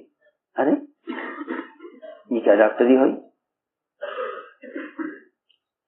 میں کیا بتاؤں آپ حضرات کو, جو اسباب اللہ کی ذات سے فائدہ اٹھانے کے لیے تھے وہ اسباب معاش بن گئے. حالانکہ وکالت ہے, ڈاکٹری ہے, وزارت ہے, گورنری ہے, یہ سب کے سب شعبے مخلوق کو فائدہ پہنچانے اور مخلوق کی خدمت کے لیے تھے. مخلوق کی خدمت کے لیے. اس لیے خلفاء راشدین کے زمانے کے گورنر وہ اول تو وظیفے پر تیار نہیں ہوتے تھے. اگر ان کو وظیفہ دیا بھی جائے, تنخواہ دی جائے, تو بھی سمجھتے تھے کہ اگر ہم نے اس تنخواہ کو اپنی ذات پر تھوڑا سا بھی خرچ کر لیا, ارے سنو تو صحیح میں کیا کہہ رہا, اگر اس تنخواہ کو اپنی ذات پر تھوڑا سا بھی خرچ کر لیا تو اللہ تعالیٰ قیامت میں یہ کہہ دیں گے کہ تم نے دنیا میں لوگوں کی خدمت کا بدلہ دنیا میں لے لیا, آخرت میں تمہارے لیے کوئی اجر نہیں ہے. سنو, سلمان فارسی رضی اللہ تعالیٰ عنہ, یہ گورنر عمر رضی اللہ تعالیٰ نے 5000 وظیفہ ان کو دیا کرتے تھے. یہ 5000 کے 5000 سب کا سب خرچ کر دیا کرتے دوسروں پر, بیواؤں پر, یتیموں پر, مسکینوں پر. اپنے لیے اس میں سے 1 درہم بھی نہیں لیتے تھے. کیوں؟ اس لیے کہ اگر 1 درہم بھی لے لیا تو وہ 1 درہم میری خدمت کا بدل بن جائے گا دنیا میں, اجر ضائع ہو جائے گا. بات اجر ضائع ہو جائے گا. ہم تو خیانت کو اور اجر کو بھی جمع کر لیں, اور وہ اجر کو جمع نہیں کر سکتے تھے. دیکھو تمہیں کیا کہہ رہا, ہم تو اجر و خیانت کو بھی جمع کر لیں کہ ہاں جی خیانت بھی کر رہے ہیں, اجر کی بھی امید ہے. اور وہاں وہ اس فکر میں ہے کہ اگر اجرت لے لی تو اجر کا کیا ہوگا. سمجھ آ رہی بات؟ ہلا دو, یہ سامنے بیٹھا سو رہا, میری طرف دیکھ کے سنو بات. وہاں بات یہ ہے کہ اجرت اور اجر کو کیسے جمع کریں, یا اجرت لے لو یا اجر لے لو, یا اجرت لے لو یا اجر لے لو. سلمان فارسی رضی اللہ تعالیٰ عنہ ساری تنخواہ جو ملتی حضرت عمر کی طرف سے اس کو خرچ کر دیتے بیواؤں پر, یتیموں پر, مسکینوں پر, کہ بھئی یہ تو میرا ہے ہی نہیں, یہ تو میرا.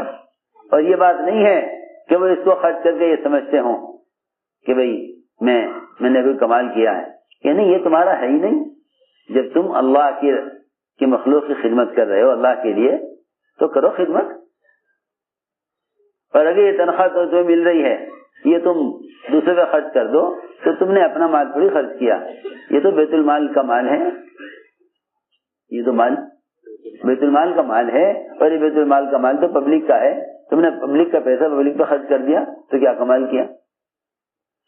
سخی تو وہ آدمی ہے جو اپنی ذات اپنا مال خرچ کرے, یہ تو بیت المال کا مال ہے. کیوں بھائی, یہ مال کہاں کا ہے؟ یہ تو بیت المال کا مال ہے نا. اور بیت المال کس کا ہے؟ پبلک کا ہے. سمجھ میں آ رہی بات؟ بیت المال پبلک کا ہے, پبلک کے مال میں سے پبلک پر خرچ کر دیا تو تم اپنے آپ کو سخی اور اپنے آپ کو خرچ کرنے والا. وہ تو اردو کی وہ ہے نا کہاوت, حلوائی کی دکان اور نانا جی کی فاتحہ. اپنی چیز ہے نہیں اپنی چیز ہے نہیں اور خرچ کر کے کیا کہہ رہے کہ جی ہم سخاوت کر رہے. سنو میں کیا کہہ رہے. یہ سوچتے تھے کہ عمر نے جو 5,000 دیے ہیں یہ تو پبلک کا مال ہے, بیت المال, میں نے تو کوئی خرچ نہیں کیا نا اپنی ذات سے. چنانچہ ٹوکرے بناتے تھے, کیا ٹوکرے بناتے تھے, ان ٹوکرے بنا کر کھجور کی پتیوں سے ٹوکرے بناتے اور ان ٹوکروں کو بیچ کر جو آمدنی ہوتی اس میں اپنے گھر کا خرچ چلاتے اور اسی میں سے صدقہ کرتے تھے.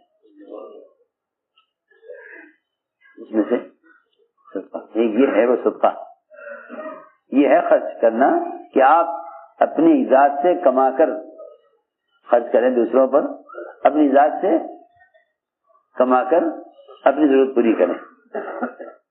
ورنہ بیت المال سے جو 5,000 تنخواہ ملتی ہے اس کو بھی زیادہ خرچ کرنے سے سمجھتے تھے کہ آخرت کا اجر کیسے ملے گا. اللہ نے کہہ دیا دنیا جو ہے قیامت کے دن کہ تم تنخواہ لے کر اپنی دنیا کا اپنی خدمت کا بدلہ لے چکے ہو. ہم نے عرض کیا کہ یہ جتنے بھی شعبے ہیں یہ سارے شعبے خدمت کے لیے ہیں. اس زمانے میں اسباب میں سے برکتیں اس لیے اٹھی ہوئی ہیں کہ ہم ان اسباب کو دوسروں سے مال کمانے کا ذریعہ سمجھتے ہیں. حالانکہ جس کو بھی اللہ نے جو ہنر دیا ہے, جس کو اللہ نے جو ہنر دیا ہے, وکالت کا, علاج اور طب کا, یہ سارے کے سارے ہنر لوگوں کے کام آنے کے لیے ہیں تاکہ تم اللہ کے مخلوق کے کام آؤ تو اللہ رب العزت اپنی قدرت سے تمہاری ضروریات کو پورا کر دیں. اس لیے حدیث میں آتا ہے کہ جو شخص اپنے مسلمان بھائی کی مدد میں رہتا ہے اللہ تعالیٰ اس کی مدد میں رہتے ہیں. جب تک یہ مسلمان اپنے بھائی کی مدد کرتا رہے گا اللہ اس کی مدد کرتے رہیں گے. اللہ تعالی اگر ایک مکھی کے بھی عام انسانوں کو شفا پہنچانے کے ارادے پر, ایک مکھی, شہد کی مکھی اگر عام انسانوں کی شفا کا ارادہ کر کے شہد بنائے تو اللہ تعالیٰ اس مکھی کو بھی الہام کرتے ہیں کہ تجھے کہاں کہاں سے رس چوسنا ہے, کہاں کہاں سے کن پھول پھلوں سے کیا کیا نفع کی چیزیں ہیں. اللہ اکبر. اگر ایک مکھی کے انسانوں کو فائدہ پہنچانے کی وجہ سے اللہ اس مکھی کو وحی کر سکتے ہیں اور الہام کر سکتے ہیں تو پھر انسان جو اشرف مخلوقات ہیں اگر یہ انسانوں کو نفع پہنچانے کا ارادہ کریں تو اللہ ان پر کیا کیا اپنے خزانوں سے کیا کیا ان پر چیزیں کھولیں گے اور کیسا اللہ تعالیٰ ان سے کام لیں گے. سوچنے کی بات ہے. لوگ نقلی دوائیں بنا کر پیسہ کما لیتے ہیں, نقلی دوائیں کھلا کر پیسہ کما لیتے ہیں. سنو تو صحیح, وہاں عجیب نظام ہے. شہد کے چھتے کے نیچے بہت سی مکھیاں مری پڑی ہوتی ہیں. شہد کا چھتا ہوتا ہے, اس میں بہت سی مکھیاں نیچے مری پڑی ہوتی ہیں. اس لیے کہ جب کوئی مکھی غلط چیز چوز کر لاتی ہے تو وہاں دروازے پر ہی روکا جاتا ہے اور اس کی چیز کو چیک کیا جاتا ہے کیا لے کر آئی. اگر نفع کی چیز لائی ہے تو اندر جا سکتی ہے اور اگر نقصان کی چیز چوز کر لائی ہے تو ایسی مکھی کو مار دیا جاتا ہے. ایسی مکھی کو مار دیا جاتا ہے. یہ نہیں کہ اندر داخل میں جاتے نہیں, ایسی مکھی وہ دنیا رہنے کے قابل نہیں ہے جو انسانوں کے نقصان کی چیز لے کر آوے. سوچو تو صحیح. پھر اگر مسلمان انسان سمجھ اور عقل رکھتے ہوئے کسی ان شعبوں میں خیانت کرے تو پھر اللہ رب العزت ایسے لوگوں سے کام بھی نہیں لیتے اور ایسے لوگ مختلف قسم کے نقصانات میں نے عرض کیا کہ یہ سب کے سب اسباب خدمت ہیں, اسباب معاش نہیں ہے. جو واقعہ میں نے عرض کیا تھا کہ چٹان سر کی اور راستہ بند ہو گیا, ان میں سے ان تینوں آدمیوں نے وہ اعمال کیے جن سے صرف محض دوسروں کو فائدہ پہنچانا تھا، دوسروں کو فائدہ پہنچانا تھا۔ ایک نے اللہ کے سامنے عمل پیش کیا کہ اے اللہ میری چچا کی لڑکی، ایک نے تو یعنی معاشرے میں احسان کیا، چچا کی لڑکی سے محبت، اس کے ساتھ خلوت چاہے، وہ تیار نہ ہو، پھر اس پر تنگی قحط سالی آئی، وہ محتاج ہو کر مال مانگنے کے لیے آئی، میں نے کہا کہ دیکھ تجھے اتنا مال دوں گا، شرط یہ ہے کہ مجھے اپنے ساتھ تنہائی کا موقع دے دیں۔ وہ تیار ہو گئی، کیونکہ کفر فقر تو کفر تک پہنچا دیتا ہے، اس کو تو زنا تک ہی پہنچایا تھا، فقر تو کفر تک پہنچا دیتا، یہ تو زنا تھا۔ وہ تیار ہو گئی، کہتے اے اللہ میں جب اس کی ٹانگوں کے درمیان بیٹھ گیا برے ارادے سے، محض میں نے تیرے خوف سے یہ کام نہیں کیا، اور اس کو میں نے جو مال دینے سے کیا تھا وہ اس کو دے دی کہ لے جا تو 300 شرفیاں، میں یہ کام نہیں کروں۔ اس نے کہا جب آپ کی خواہش پوری نہیں ہوئی اور آپ جو چاہتے تو آپ نے نہیں کیا تو یہ مال کیوں دے رہے؟ کیا نہیں، مال تو لے جا مگر یہ کام نہیں کروں گا۔ اللہ اکبر۔ زنا جس کا کرنا حرام ہے، اگر اس کو چھوڑنے پر چٹان ہٹ سکتی ہے تو نماز جو اللہ تعالیٰ کو محبوب اللہ کے نبی کے آگے ٹھنڈک ہے، اس نماز کی قوت کیا ہوگی؟ یہاں تو ایک چٹان کے ہٹانے کی بات فرماتے تھے، حضور اکرم صلی اللہ علیہ وسلم کے انگلی کے اشارے سے چاند کے 2 ٹکڑے ہوئے۔ جب آپ کے نماز سے باہر کے اشارے میں اتنی قوت ہے تو جو اشارہ انگلی سے تشہد میں تحیات میں ہو رہا اس میں کتنی قوت ہوگی؟ لیکن ہر چیز پر غفلت اور ہر چیز پر رواج غالب ہے۔ ہم نے عرض کیا عمل کی قوت ملائکہ کی قوت سے کہیں زیادہ ہے، عمل کی قوت ملائکہ کی قوت سے کہیں زیادہ ہے۔ ملائکہ کے اندر وہ تقاضے ہی نہیں ہیں جو تقاضے عبادت سے اللہ کی یاد سے غافل کریں، ملائکہ کے اندر وہ تقاضے ہی نہیں ہیں۔ وہ تو اللہ تعالیٰ نے انسانوں میں ان تقاضوں کو رکھ کر جو احکام دیے ہیں، ان تقاضوں کو دبا کر حکم پورا کرنا، اس کی قوت ملائکہ کی طاقت سے کہیں زیادہ ہے۔ یہی وجہ ہے کہ مسلمان کے عمل پر ملائکہ خادم بن کر آتے ہیں، مسلمان کے عمل پر ملائکہ خادم بن کر آتے ہیں۔ چنانچہ چٹان ہلی لیکن نکلا کوئی نہیں۔ ایک عمل پیش کیا معاشرے کی لائن کا، چچا کی لڑکی سے زنا نہ کیا، احسان کر دیا اس پر۔ دوسرے نے والدین کے ساتھ احسان کیا، ساری رات دودھ کا پیالہ لے کر کھڑا رہا، صبح والدین کو دودھ پلایا، بیوی بچوں کو بھوکا رکھا اپنے ماں باپ کے لیے۔ اب تو ماں باپ کو بھوکا رکھے بچوں کے لیے، اس نے ماں باپ کو کا اکرام کیا، بچوں کو بھوکا رکھا۔ اللہ نے چٹان کو ہلا دیا، چٹان نکلا کوئی نہیں۔ تیسرے نے عمل پیش کیا، مزدور پر احسان کیا۔ یہاں تو مزدور کی مزدوری روک لیتے ہیں، تنخواہیں روک لیتے ہیں، تنخواہیں روک لیتے ہیں۔ کہا کہ مزدور کی مزدوری پسینہ سوکھنے سے پہلے دے دو، مزدور کی مزدوری سوکھنے سے پہلے دے دو۔ وہاں وہ مزدوری بیچارہ ایسا تھا کہ تھوڑا سا کام کیا اور اپنی مزدوری چھوڑ کر چلا گیا، تنخواہ چھوڑ کر چلا گیا۔ اسے خیال ہوا کہ دیکھو یہ اس کا حق ہے، اگر وہ اپنا حق لے جاتا تو ظاہر بات ہے کہ وہ اس پیسے سے کوئی کام کرتا، سنو تو صحیح، یا اس کو حاجت پر استعمال کرتا، یا اس پیسے سے بہت پیسہ بنانے کی کوشش کرتا۔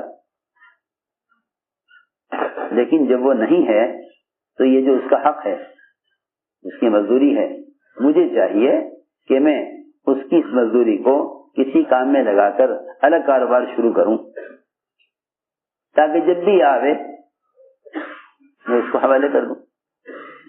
حالانکہ نہ کوئی رشتہ داری ہے، نہ کوئی اس وقت میں کوئی حق ہے۔ یہ بھی کر سکتا تھا کہ اس کی مزدوری پڑی رہتی، جب آتا لے جاتا، کہ نہیں، جب تک وہ آئے لینے کے لیے میں اس کے مال سے اور مال تیار کروں. دیکھو تو صحیح، جس طرح مسلمان کی دعا مسلمان کے لیے پیٹھ پیچھے مقبول ہوتی ہے نا، اسی طرح اللہ رب العزت ان کاموں میں برکت ڈال دیتے ہیں جو کام دوسروں کے نفع کے لیے کیے جائیں. جو کام اس وقت تو آپ پوری دنیا میں جو آگ لگ رہی نا، صرف وجہ یہ ہے کہ ہر ایک دوسرے سے فائدہ اٹھانے کی کوشش میں ہے. لوٹ کھسوٹ اور خیانت ظلم صرف اس لیے ہے کہ ہر ایک دوسرے سے فائدہ اٹھانا چاہتا ہے. اس کے مال سے مال تیار کرتا رہا یہاں تک کہ ایک وادی ہو گئی بکریوں کی. وہ آیا ایک مدت کے بعد، مجھے پہچانتے ہو؟ کہ ہاں پہچانتے ہیں، ہم نے آپ کے یہاں کام کیا تھا. کہ ہاں کیا تھا، ہماری تھوڑی مزدوری آپ کے یہاں رہ گئی تھی، چاہو تو دے دو اگر آپ کو یاد آئے. کہ ہاں کیوں نہیں یاد، آپ تو اسی دن سے یاد ہیں جس دن آپ مزدوری چھوڑ کر گئے تھے. یہ پوری وادی بکریوں کی ہے، سب آپ کی ہے. اس نے کہا روایت میں، ارے مذاق نہ کر، میرے ساتھ دل لگی نہ کر، میں تو وہ اپنی تن مزدوری لینا آیا ہوں جو میری تھی، کہ تیرے جانے کے بعد سے میں نے تیری مزدوری سے الگ کاروبار شروع کیا، وہ بڑھتے بڑھتے یہاں تک پہنچا ہے، یہ ساری سب کچھ تیرا ہے، تو لے جا. اے اللہ، میں نے یہ احسان مزدور پر کیا ہے، میرا اس میں کوئی فائدہ نہیں تھا، دوسرے کے نفع کے لیے کیا ہے، تو چٹان ہٹا دے. روایت میں ہے چٹان ہٹ گئی، یہ نکل گئے. میں نے عرض کرنے کا مقصد یہ تھا کہ تم اللہ تعالی کی مشیت کو اسباب میں تلاش مت کرو، اسباب میں تلاش مت کرو. اللہ کی مشیت کو اس کے احکام میں تلاش کرو، اس کی مشیت کو، کہ اللہ رب العزت ہمارے لیے خیر کب چاہیں گے. اس کی مشیت کو اس کے احکام میں تلاش کرو، اس کی مشیت کو اس کے احکام میں تلاش کرو، اسباب میں نہیں.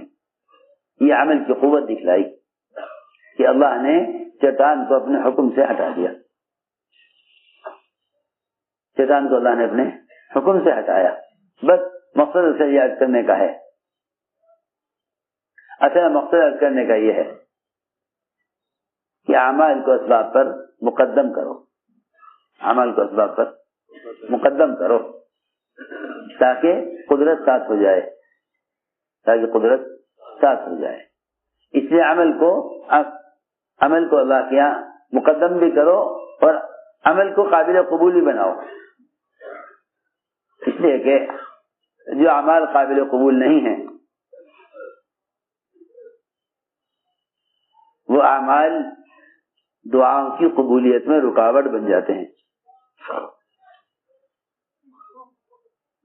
جو اعمال قابل قبول نہیں ہیں وہ اعمال دعا کی قبولیت میں، ہاں دیکھو لوگ کہتے ہیں کہ میں نے تو بہت دعا کی مگر دعا قبول نہیں ہوئی. یہ تو کیسی عجیب بات ہے کہ اللہ تعالیٰ تو اس امت کو دعا کے بارے میں نبیوں والا مقام دیے ہوئے ہیں. اس امت کو دعا کے بارے میں نبیوں والا مقام. ارے سنو تو صحیح، اللہ اس امت کو دعا کے بارے میں نبیوں والا مقام، ادعونی استجب لکم، یہ مقام نبیوں کا تھا، یہ مقام نبیوں کا تھا. ادعونی استجب لکم، مجھ سے مانگو میں تمہاری حاجت پوری کروں گا، مجھ سے مانگو میں دوں گا،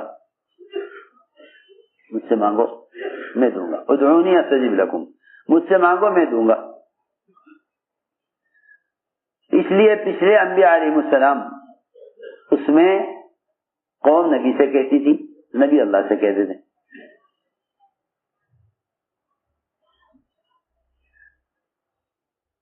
نبی اللہ سے کہتے، قوم نبی سے کہتی تھی کہ اللہ سے کہو یہ کر دیں، اللہ سے کہو یہ کر دیں. جتنی بھی قوم کی حاجتیں اور مسائل ہوتے تھے انبیاء انہیں اللہ کے سامنے پیش کرتے تھے.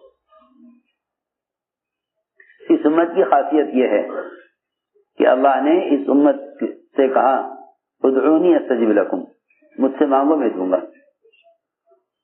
سنو غور سے بات. اس امت کی خصوصیت یہ ہے کہ اللہ تعالی سب سے کہہ رہے ہیں مجھ سے مانگو میں دوں گا. سب سے کہہ رہے ہیں کہ مجھ سے مانگو میں دوں گا. لوگ یہ سوال کرتے ہیں کہ دعا مانگی تھی قبول نہیں ہوئی, تو یوں کہہ کے غافل اور بے فکر ہو جاتے ہیں کہ بھئی اللہ شاید یہ چیز دینا نہیں چاہتے. ارے سنو تو صحیح, بہت اہم بات ہے. اللہ شاید یہ چیز دینا نہیں چاہتے. اس پر بھی کبھی غور کیا کہ آیا میں نے دعا کے قبول ہونے کی شرائط پوری کی یا نہیں؟ دعا کے قبول کی شرائط پوری کی یا نہیں؟ یہ کہنا کہ اللہ کو یہ چیز دینا منظور نہیں ہے, یہ کہنا کہ اللہ کو یہ چیز دینا منظور نہیں ہے.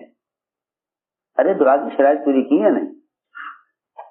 اللہ تعالی دو وجہ سے دعا کو مؤخر کر دیتے ہیں, حاجت کو مؤخر کر دیتے ہیں. دو وجہ سے. ایک وجہ تو یہ ہے کہ اللہ تعالی جس طرح ہر سبب میں مسلمان کو آزماتے ہیں ایسے دعا میں بھی آزماتے ہیں. دعا میں بھی آزماتے ہیں. دعا میں آزمائش یہ ہے کہ میں اس کی حاجت کے پورا ہونے کو مؤخر کروں گا, دیکھوں یہ کب تک مانگتا ہے, یہ کب تک مانگتا ہے, دیکھو کب تک مانگتا ہے. اس کی حاجت کو مؤخر کروں گا, دیکھو کب تک مانگتا ہے. لیکن یہ دعا مانگ کر چھوڑ دیتا ہے کہ بھئی یہ چیز اللہ کو دینی منظور.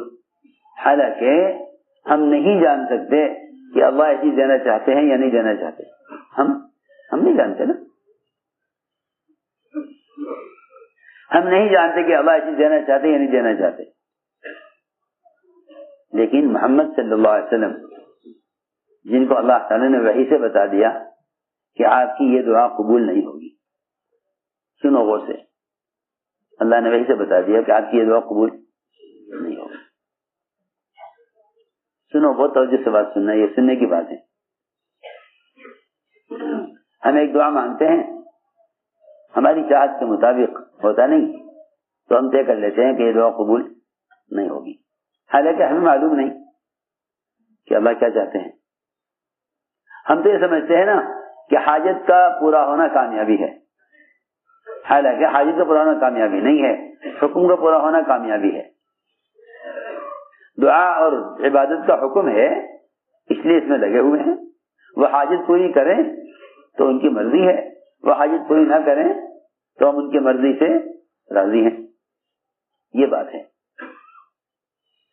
سنو غور سے, حضور اکرم صلی اللہ علیہ وسلم نے عرفات میں دعا مانگی. عرفات کی دعائیں تو جانتے ہیں آپ کہ دعا کی قبولیت کی جگہ اور دعا کی قبولیت کا وقت, اور وقت بھی محدود, جگہ بھی متعین. وقت بھی محدود, جگہ بھی متعین. اس وقت سے اس وقت تک دعا کی قبولیت کا وقت ہے. آپ دعا مانگتے رہے اور ساری دعائیں قبول ہو گئیں, ایک دعا قبول نہیں ہوئی. اللہ نے کہہ دیا کہ یہ دعا قبول نہیں ہوگی. وہ کیا تھی؟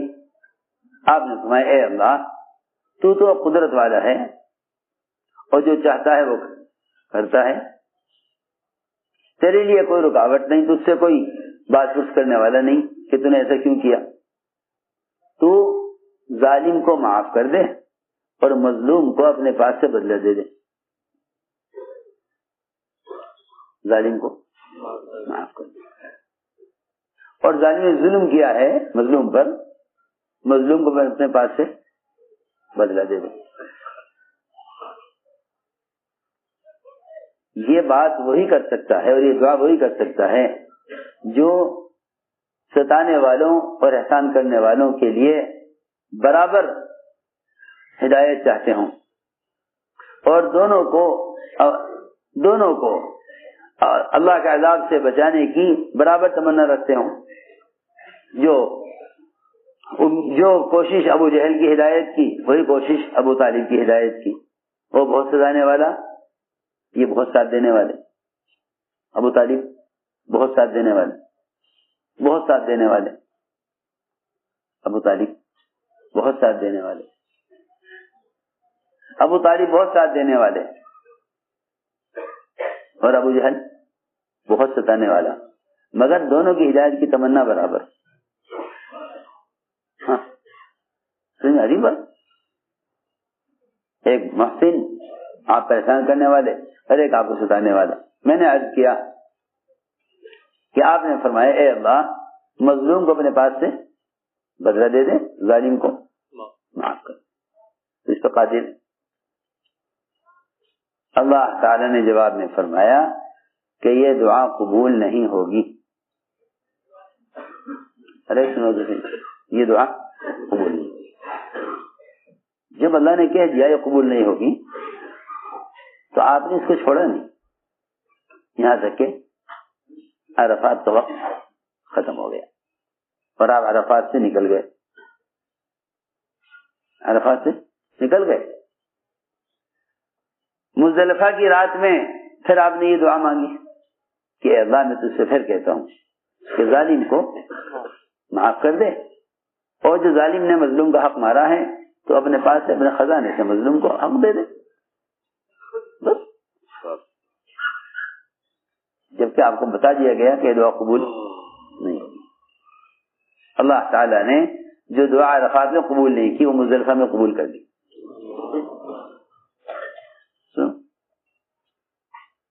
ہمارا حال یہ ہے، ایک نماز کے بعد دعا مانگیں گے، اگلی نماز تک ہو گئی حاجت پوری تو ٹھیک ہے ورنہ چھوڑ دیں گے. جی ہاں. اور بتاؤں کیا ہوگا، آج کل تو عجیب ہی حال ہے. آج کل لوگ پوچھتے پھرتے ہیں بزرگوں سے اور تحقیق کرتے رہتے ہیں کہ بھائی یہ بتاؤ آج کل مستجاب الدعوات کون ہے، کون ہے، کہاں ملے گا ایسا کوئی آدمی جس کی دعا قبول ہوتی ہو تاکہ اس سے دعا کے لیے کہیں. ہاں جی ہاں. مشائخ اولیاء اللہ بزرگان دین تلاش کرتے ہیں لوگ جی ہاں تاکہ کوئی ایسا آدمی مل جاوے دنیا میں جس کی دعا قبول ہوتی ہو. لوگ پتہ بتائیں گے کہ جی ایسا کرو تم فلاں علاقے میں چلے جاؤ، وہاں ایک جنگل میں ایک بزرگ رہتے ہیں، ان سے بہت دعا کے لیے. محمد صلی اللہ علیہ وسلم والنازعات سورت کے برابر دعائیں لائے. سب سے بڑا ذخیرہ دعاؤں کا محمد صلی اللہ علیہ وسلم لے کر آئے. سارے انبیاء کی دعائیں اتنی نہیں جتنی صرف محمد صلی اللہ علیہ وسلم کی دعائیں ہیں. ان سارے دعاؤں کے مجموعے کے باوجود آپ خود امتی سے دعا کے لیے کہہ رہے. حضرت عمر نے فرمایا میرے لیے دعا کرنا، میرے لیے دعا کرنا، مجھے بھولنا مت دعا کرنا. ہم تلاش کرتے ہیں کہ کوئی اللہ والے مل جائے اس سے دعا کے لیے کہیں. تو میں نے عرض کیا کہ لوگ تلاش کرتے ہیں. ایک صاحب ہمارے پاس بھی آئے، ایک صاحب ہمارے پاس آئے، کہنے لگے کہ کیا آپ کو معلوم ہے کہ اس وقت پوری دنیا میں مستجاب الدعوات کون ہے جس کی دعا اللہ کے یہاں قبول ہوتی ہے؟ میں نے کہا بھائی میں یہ تو جانتا نہیں کہ مستجاب الدعوات اس وقت کون ہے دنیا میں، لیکن یہ جانتا ہوں کہ مجیب الدعوات کون ہے. یہ تو نہیں معلوم کون سا بندہ اللہ کا ایسا ہے دنیا میں اس وقت جس کی دعا اللہ قبول کر لیں، لیکن یہ جانتا ہوں کہ دعا قبول کرنے والا کون ہے. دعا کیونکہ دعا کی قبولیت کے لیے اولیاء اللہ کو تلاش کرنا اصل نہیں ہے. دعا کی قبولیت کے لیے تو قبول کرنے والے کو تلاش کرنا اصل ہے.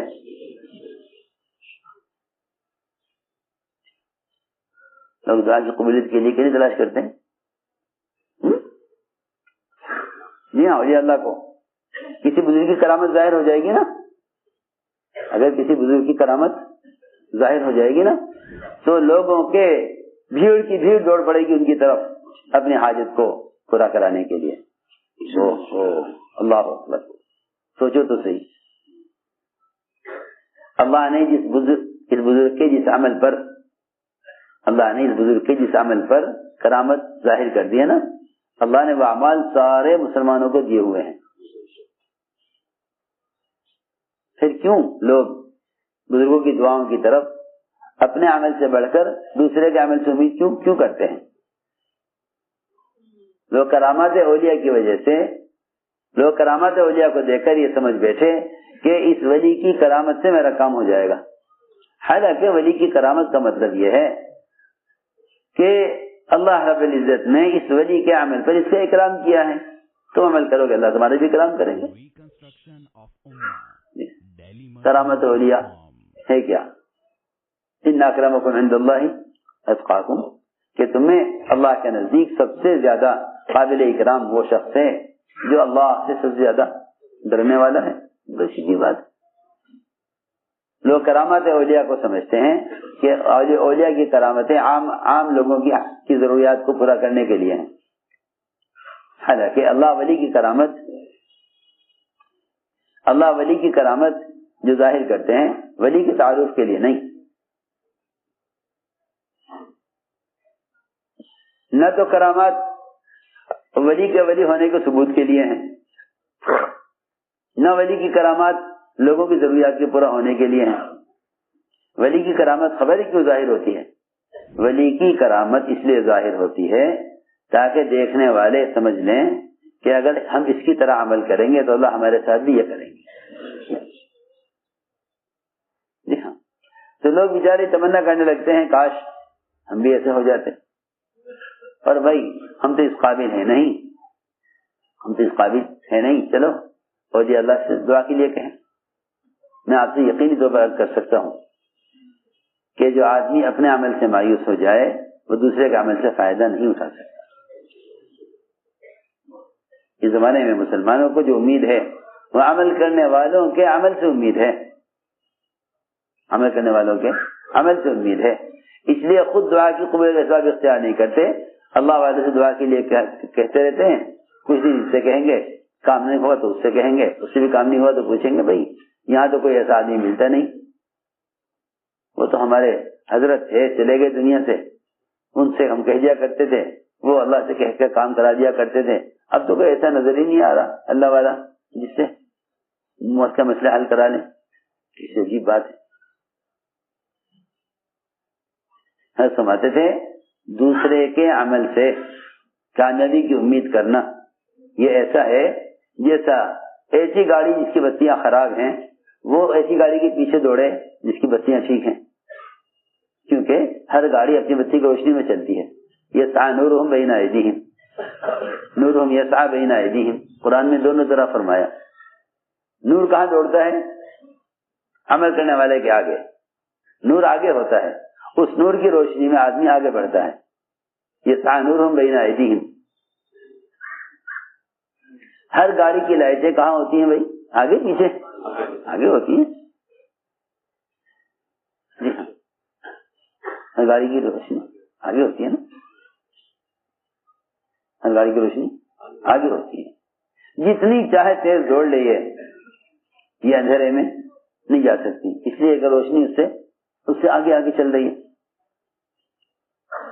تو جو جن کے پاس اپنی بتی نہیں ہوتی، اپنا عمل کا نور نہیں ہے، وہ ایسی گاڑی والے ہیں جو روشنی والی گاڑی کے پیچھے چلیں. وہ تو تیز چل کر کسی موڑ پر مڑ جائے گی، یہاں اندھیرا ہو جائے گا، کب تک پیچھا کرو گے؟ یہی وجہ ہے کہ منافقین یہ کہیں گے ایمان والوں سے انظرونا نقتبس من نورکم، ارے ذرا آہستہ چلو، ہمارا خیال کرو، ہم تمہاری روشنی میں چل رہے ہیں، آہستہ چلو ذرا، ہم بھی آپ کے پیچھے چل رہے ہیں، لیکن ہمارے پاس تو روشنی اعمال ہے نہیں. ہم چاہتے ہیں دوسرے کے عمل سے کچھ روشنی مل جائے. جی نا، یہ تو اصولی بات ہے کہ ہر گاڑی اپنی بتی کی روشنی میں دوڑتی ہے. اس لیے اللہ نے قرآن میں ایسا نقشہ کھینچا ہے اس کا، انظرونا نقتبس من نورکم قیل ارجعوا وراءکم فالتمسوا نورا. لو جی جنہیں آگے روشنی نظر نہیں آ رہی انہیں پیچھے کہاں نظر آ رہی روشنی؟ جی ہاں، اللہ فرمایا ارجعوا وراءکم فالتمسوا نورا، جاؤ پیچھے لوٹ کر جاؤ، وہاں جا کر روشنی تلاش کرو. قیامت میں منافقین ایمان والوں کے پیچھے چلنا چاہیں گے. اللہ فرمائیں گے دیکھو پیچھے ملے گی تمہیں روشنی، جہاں اعمال کا ثواب تقسیم ہو رہا ہوگا. عجیب حدیث ہے، اعمال کا ثواب تقسیم کیا جا رہا ہوگا، اعمال کا ثواب تقسیم کیا جا رہا ہوگا. جب سب عمل کرنے والوں کو ان کے عمل کا بدلہ مل جائے گا نا، تو یہ عمل کرنے والے اچھلتے کودتے جنت کی طرف چلیں گے. تو منافقین وہ بھی ان کے پیچھے لگیں گے کہ چلو ہم بھی ان کے ساتھ ساتھ نکل لیں. وہ تیز چلیں گے، یہ پیچھے رہ جائیں گے. یہ کہیں گے ان سے انظرونا، ارے ہم بھی تمہارے ساتھ آ رہے ہیں، ذرا انتظار کرو. ایک پردہ ان کے دونوں کے درمیان آ جائے گا، ایک پردہ، ایک دیوار ان کے درمیان حائل ہو جائے گی. اللہ تعالیٰ فرمائیں گے کہ جاؤ پیچھے مڑ کر، ہاں یہ کہیں گے چلو وہاں چلو جہاں سے نور تقسیم ہو رہا تھا. نور تقسیم ہوگا نا قیامت میں عمل کرنے والوں کو. دنیا میں جن کے اعمال میں نور ہوگا، قیامت میں ان کو ان کے عمل کا بقدر نور دیا جائے گا، اور منافقین کو کوئی نور نہیں دیا جائے گا. جب وہاں اندھیرا پائیں گے تو کہیں گے چلو وہاں چلو جہاں نور تقسیم ہو رہا تھا. وہاں آئیں گے تو وہاں کچھ بھی نہ پائیں گے. میں نے عرض کیا کہ یہ تو منافقین کا مزاج ہے جو قرآن کہہ رہا کہ یہ عمل کرنے والوں کو نور سے نور حاصل کرنا چاہیں گے اس وقت کہ نہیں، وہاں کوئی کسی کا نور سے فائدہ نہیں اٹھا سکے گا. اس لیے دوستو عزیزوں، ہم نے عرض کیا کہ یوں مت کہو کہ دعا قبول نہیں ہوئی.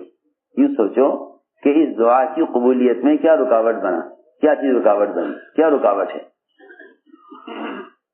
دو چیزیں ہیں سب سے زیادہ دعا کو رد کرنے والی. دو چیزیں سب سے زیادہ دعا کو رد کرنے والی. ایک معاش میں اور معاملات میں اور کمائی کے نقشوں میں حکم کا توڑنا. جب بیع شرع میں اللہ کے امر کا امتثال نہیں ہوگا، خرید بیچنے میں اللہ کے حکم کو نہیں دیکھیں گے تو دعائیں مردود ہو جائیں گی. دوسری بات یہ ہے کہ اگر نماز کو بگاڑا گیا تو دعا قبول نہیں ہوگی. اس لیے کہ دعائیں عبادات دعاؤں کو پرواز دینے کے لیے ہوتی ہیں. جب نماز مردود ہے تو دعا مقبول کیسے ہو سکتی ہے؟ جب نماز مردود ہو جائے تو دعا مقبول کیسے ہو سکتی ہے؟ تو وہ تو نماز عبادت کا خلاصہ دعا ہے. دعا مخل عبادت کہ وہ تو دعا کا خلاصہ، عبادت کا خلاصہ دعا ہے. جب عبادت مقبول نہیں تو دعا کیسے مقبول ہوگی؟ اس لیے فرمایا کہ اپنی کمائی کے نقشوں میں دیکھا کرو کہ دعا کے رد کرنے کے اسباب تو نہیں، دعاؤں کے رد کرنے کے اسباب تو نہیں. اس لیے کہ وہ دعا رد کر دی جاتی ہے، وہ دعا رد کر دی جاتی ہے. اگر کمائی کے نقشوں میں ذرا بھی حرام داخل ہے تو دعا مردود ہوگی، اور دعا مردود ہوگی. یہ خوب گڑگڑائے گا اللہ کے سامنے.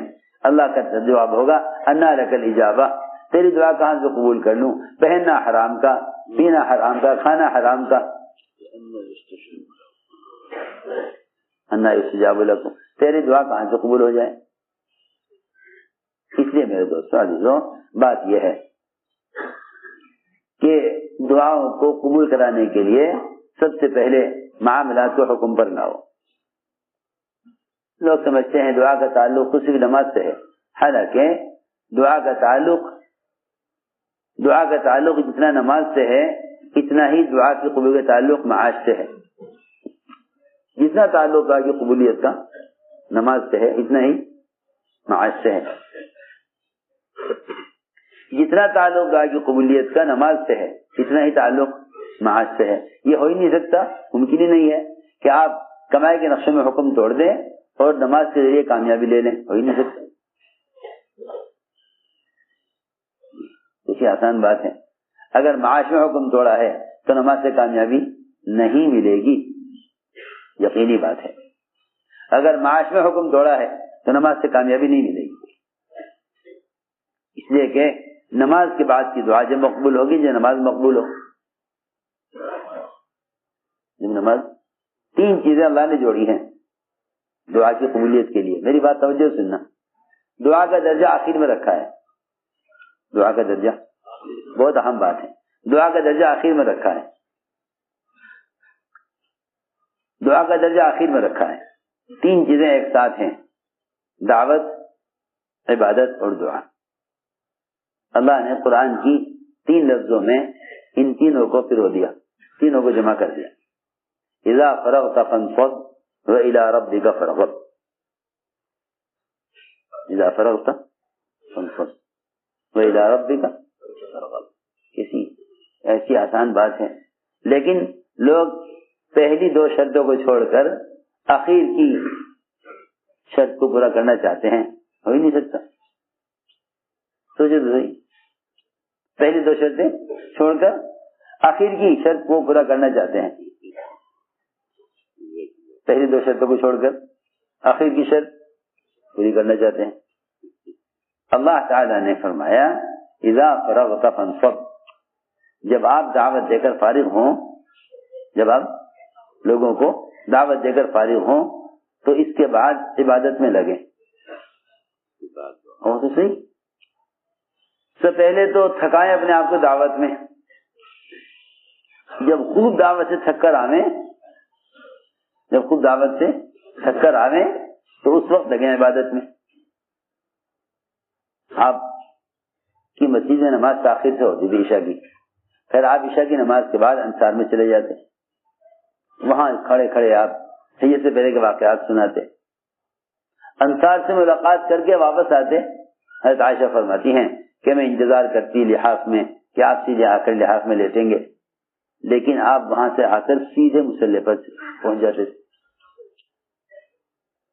یہاں تو گشت کر کے آئے میر صاحب بہت تھک گئے آج تو گشت میں، سو جاؤ لیٹ. حالانکہ قرآن میں تو ترتیب یہ ہے اذا فرغت فانصب، اذا فرغت فانصب، کہ جب آپ فارغ ہوں دعوت دے کر تو اپنے بدن کو آپ تھکائیں عبادت میں. کیونکہ جب بدن دعوت سے تھک جاتا ہے، جب بدن دعوت سے تھک جاتا ہے تب عبادت کے لائق ہوتا ہے. اذا يتعب الجسم بالدعوة فيليق للعبادة. سمجھ میں آئی بات؟ نہیں، کہیں بھی نہیں. ہمارا سب کا حال یہ ہے کہ جب دعوت دے کے آویں تو آتے ہی کھانا کھا لیں، آتے ہی آرام کر لیں. ہمیں صاحب بہت تھک چل کے آئے، بہت تھک کر آئے کہ ہاں یہ تو وقت ہے، اس وقت دعوت سے تھکے ہوئے بدن سے جو عبادت ہوگی بس وہ عبادت اللہ کے ہاں اصل ہوگی. اگر ان دونوں کاموں کو ساتھ کر لیا، ان دونوں کاموں کو ساتھ کر لیا تو بس پھر دعائیں قبول ہوں گی. تیسرا حکم یہ ہے اذا فرغت فانصب والى ربك فارغب. الى ربك فارغب جو ہے یہ ہے دعا. گویا دعوت، عبادت اور دعا ان دونوں کو اس طرح جوڑا گیا تھا، ان تینوں کو اس طرح جوڑا گیا. پہلے دعوت، پھر عبادت، پھر دعا. پہلے دعوت، پھر عبادت، پھر دعا. پہلے دعوت، پھر عبادت، پھر دعا. یہ ہے ہی نہیں ترتیب. اول تو دعوت ہی نہیں دیتے. میری بات یاد رکھیو، دعوت کے بغیر عبادات سے بھی دعائیں قبول نہیں ہوں گی.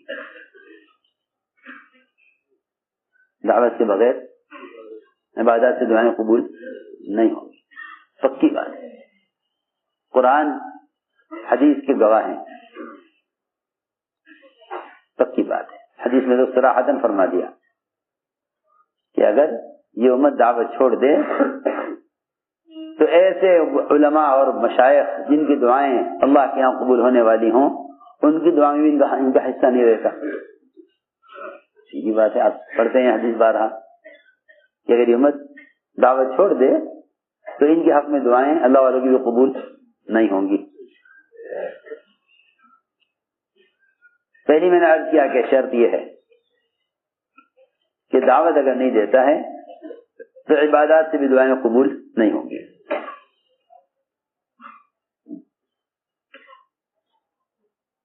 حضور اکرم صلی اللہ علیہ وسلم کو اللہ تعالیٰ نے ایک دعائیں مستجاب دی، اس طرح سارے نبیوں کو دی، سارے نبیوں کو دی. وہ ایسی دعا ہے جو اللہ کے ہاں قبول ہونی ہونی ہے، جو اللہ کے یہاں قبول لازم ہے، قبول ہونی، جو دعا اللہ کے یہاں قبول ہونی لازم ہے. وہ اللہ نے دعا ہر نبی کو ایک دعا دی ہے، جس میں ہے ہر نبی کو ایک دعا مستجاب دی گئی ہے، وہ اللہ کے یہاں قبول ہونی ہے.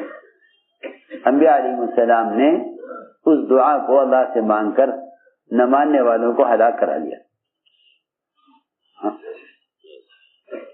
نہ ماننے والوں کو وہ دعا قبول ہو گئی.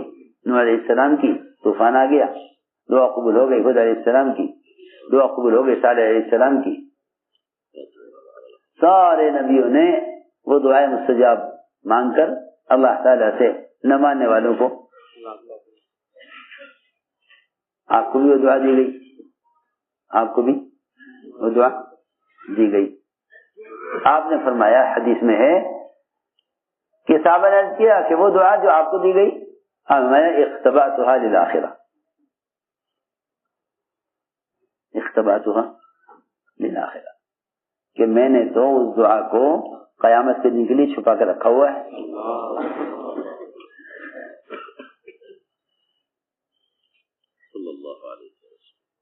میں نے اس دعا کو قیامت کے دن کے لیے چھپا کر رکھا ہوا ہے. کیوں؟ اس لیے کہ اگر میں اس دعا کو اب مانگ لوں تو میرے بعد جو لوگ آئیں گے ان کا کیا ہوگا؟ قیامت میں سب جمع ہوں گے، قیامت میں سب جمع ہوں گے.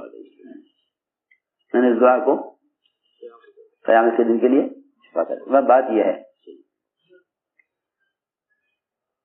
یہ ہے کہ پچھلے انبیاء علیہ السلام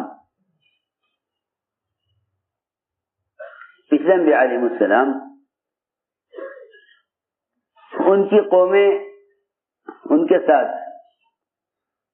آئیں، ان کے ساتھ ہلاک ہو گئی. کسی قوم نے نبی کو ہلاک کر دیا، اور کسی قوم کی ہلاکت کے بعد نبی دنیا سے چلے گئے. کسی قوم نے نبی کو ہلاک کر دیا، اور کسی قوم کی ہلاکت کے بعد نبی دنیا سے چلے گئے.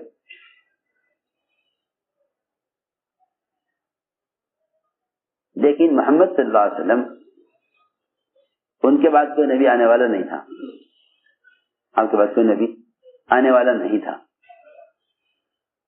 تو آپ کی امت آپ کے بعد آپ کے کام کی ذمہ دار بنائی گئی.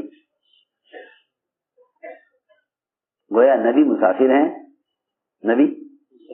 ہیں، سفر کرنا ہے، اور امت مقیم ہے. سنو بات توجہ سے، جا کر سننا بات. امت مقیم ہے، نبی مسافر ہے. اور آپ جانتے ہیں کہ جب امام مسافر ہو اور پیچھے مقتدی مقیم ہو تو امام تو 2 رکعت پر سلام پھیر دیتا ہے، اور جتنے مقیمین ہیں پیچھے وہ سب کھڑے ہو جاتے ہیں اپنی 2 رکعت پوری کرنے کے لیے. کیوں ایسے ہوتا ہے نا. تو امام اس وقت تک انتظار میں رہے گا نماز کے بعد دعا مانگنے کے لیے جب تک اس کے پیچھے مقتدی 2 رکعت پوری کرے.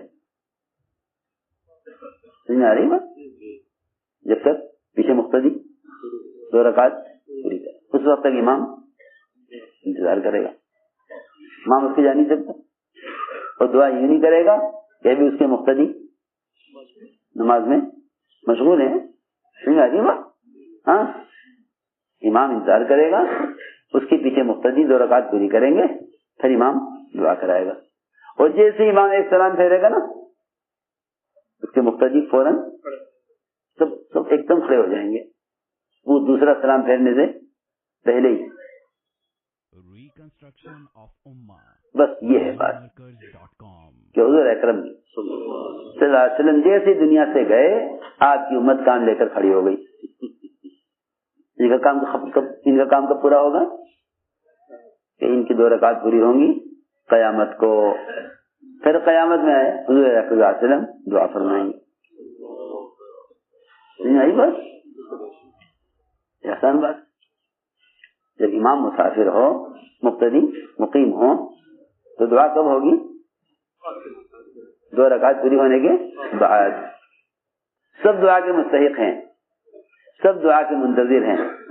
کام پورا کرو گے تب دعا ہوگی، اور جو کام پورا کرے گا وہ دعا کا مستحق ہوگا.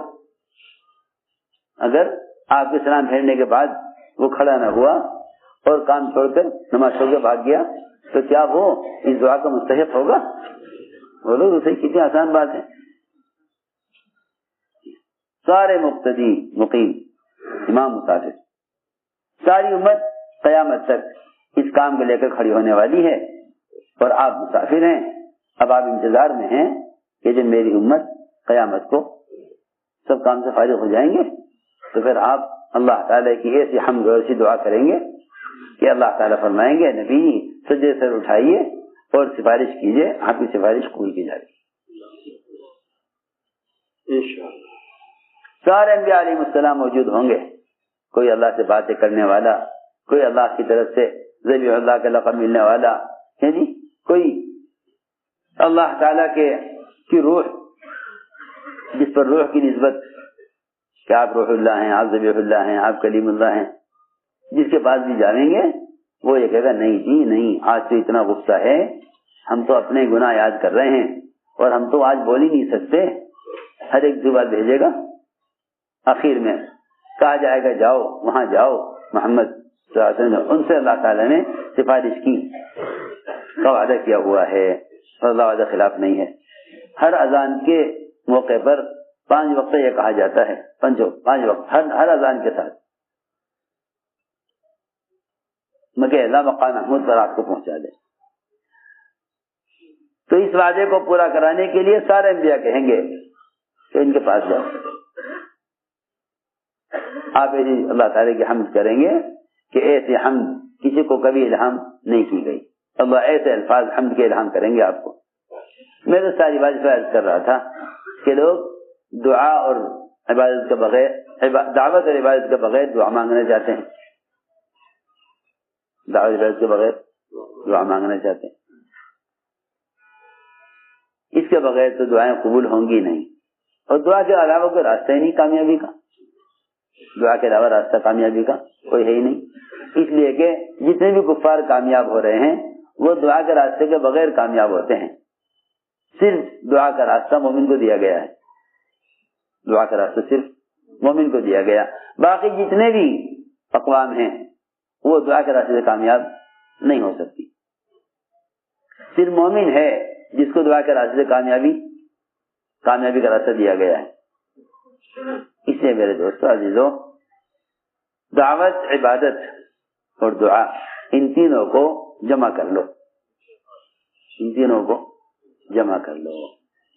ورنہ حدیث میں صراحت فرمایا کہ جو دعوت چھوڑ دیں گے وہ اپنی دعا کی قبولیت سے تو محروم ہوں گے ہی، اللہ والوں کی دعاؤں میں ان کا حق نہیں رہے گا. صحیح حدیث ہے. اس لیے ہمیں اس نقل و حرکت کے ذریعے امت تک دین کو پہنچانا ہے، تاکہ اللہ رب العزت نے جو وعدے اس امت سے دعوت پر کیے ہیں وہ وعدے امت کے لیے پورے ہوں، وعدے امت کے لیے پورے ہوں. اس کے لیے عزم کرو، ارادے کرو کہ انشاءاللہ ہمیں دعوت اور عبادت اور دعا والا بننا ہے. یہ 3 چیزیں جمع کر لو، یہ 3 چیزیں جمع کر لو، 3 چیزیں جمع کر لو. یوں نہ سوچو یہ سب ہوگا تو کامیاب ہو جائیں گے، حاکم اگر موافق ہو گیا تو کامیاب ہو جائیں گے. جہاں سے بھی کامیابی چاہو گے وہیں سر رگڑو گے جا کے، جہاں سے بھی کامیابی چاہو گے وہیں جا کے سر رگڑو گے. اللہ کے غیر سے چاہو گے کامیابی، ان کی خوشامد کرو گے. اللہ سے چاہو گے کامیابی، اللہ کی خوشامد کرو گے. میں تو حیران ہوں کہ لوگ اللہ کے مطالبے پورے کیے بغیر مخلوق سے مطالبے پورے کیسے کرا سکتے ہیں. میں تو کیا بتاؤں، اللہ کے مطالبے پورے کرنے کے باوجود بھی مخلوق سے مطالبے میں آدمی کامیاب نہیں ہو سکتا. اللہ کے مطالبات پورے کرنے کے باوجود مسلمان مخلوق سے مطالبے پورے کرانے میں کامیاب نہیں ہو سکتا. تو پھر اللہ کے مطالبات اور اللہ کے دین کے احکام کو چھوڑ کر پھر مخلوق سے اپنے مطالبات کیسے پورے کرا لے گا.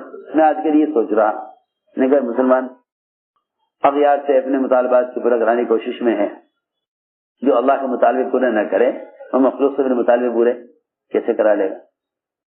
اس لیے عزم کرو کہ انشاءاللہ ہمیں نقل و حرکت کے ذریعے امت کو اسباب یقینی پر لانا ہے، اور اسباب یقینی اللہ کے احکام ہیں۔ کریں گے اہتمام، ہمت کرو، اس کے لیے قدم اٹھاؤ۔ جو ماشاءاللہ علماء سال لگائے ہوئے ہیں وہ عرب سال کے لیے اپنے آپ کو پیش کریں، جو علماء 4 ماہ کے لیے، جو علماء سال نہیں لگائے جن کا وہ سال کے لیے اپنے آپ کو پیش کریں، جو 4 ماہ لگائے ہوئے ہیں وہ اپنے آپ کو کھلے خرچ کے ساتھ باہر کے ملکوں کے لیے پیش کریں۔ ہمت کر کے فرماؤ۔ اللہ آسان فرمائے، اللہ کے وعدوں پر بھروسہ کر کے کھڑے ہوں، اپنے ناموں کو اظہار کرنا پیش۔ جی آج میں نے کہاں سے بھائی میرے سے خرچ بولو ہے، کھلا خرچ ماشاء اللہ، میرے جو کھلا خرچ جی مظفر نگر خرچ بول بھائی، کھلا خرچ ماشاء اللہ، مظفر نگر جمع کھلے خرچ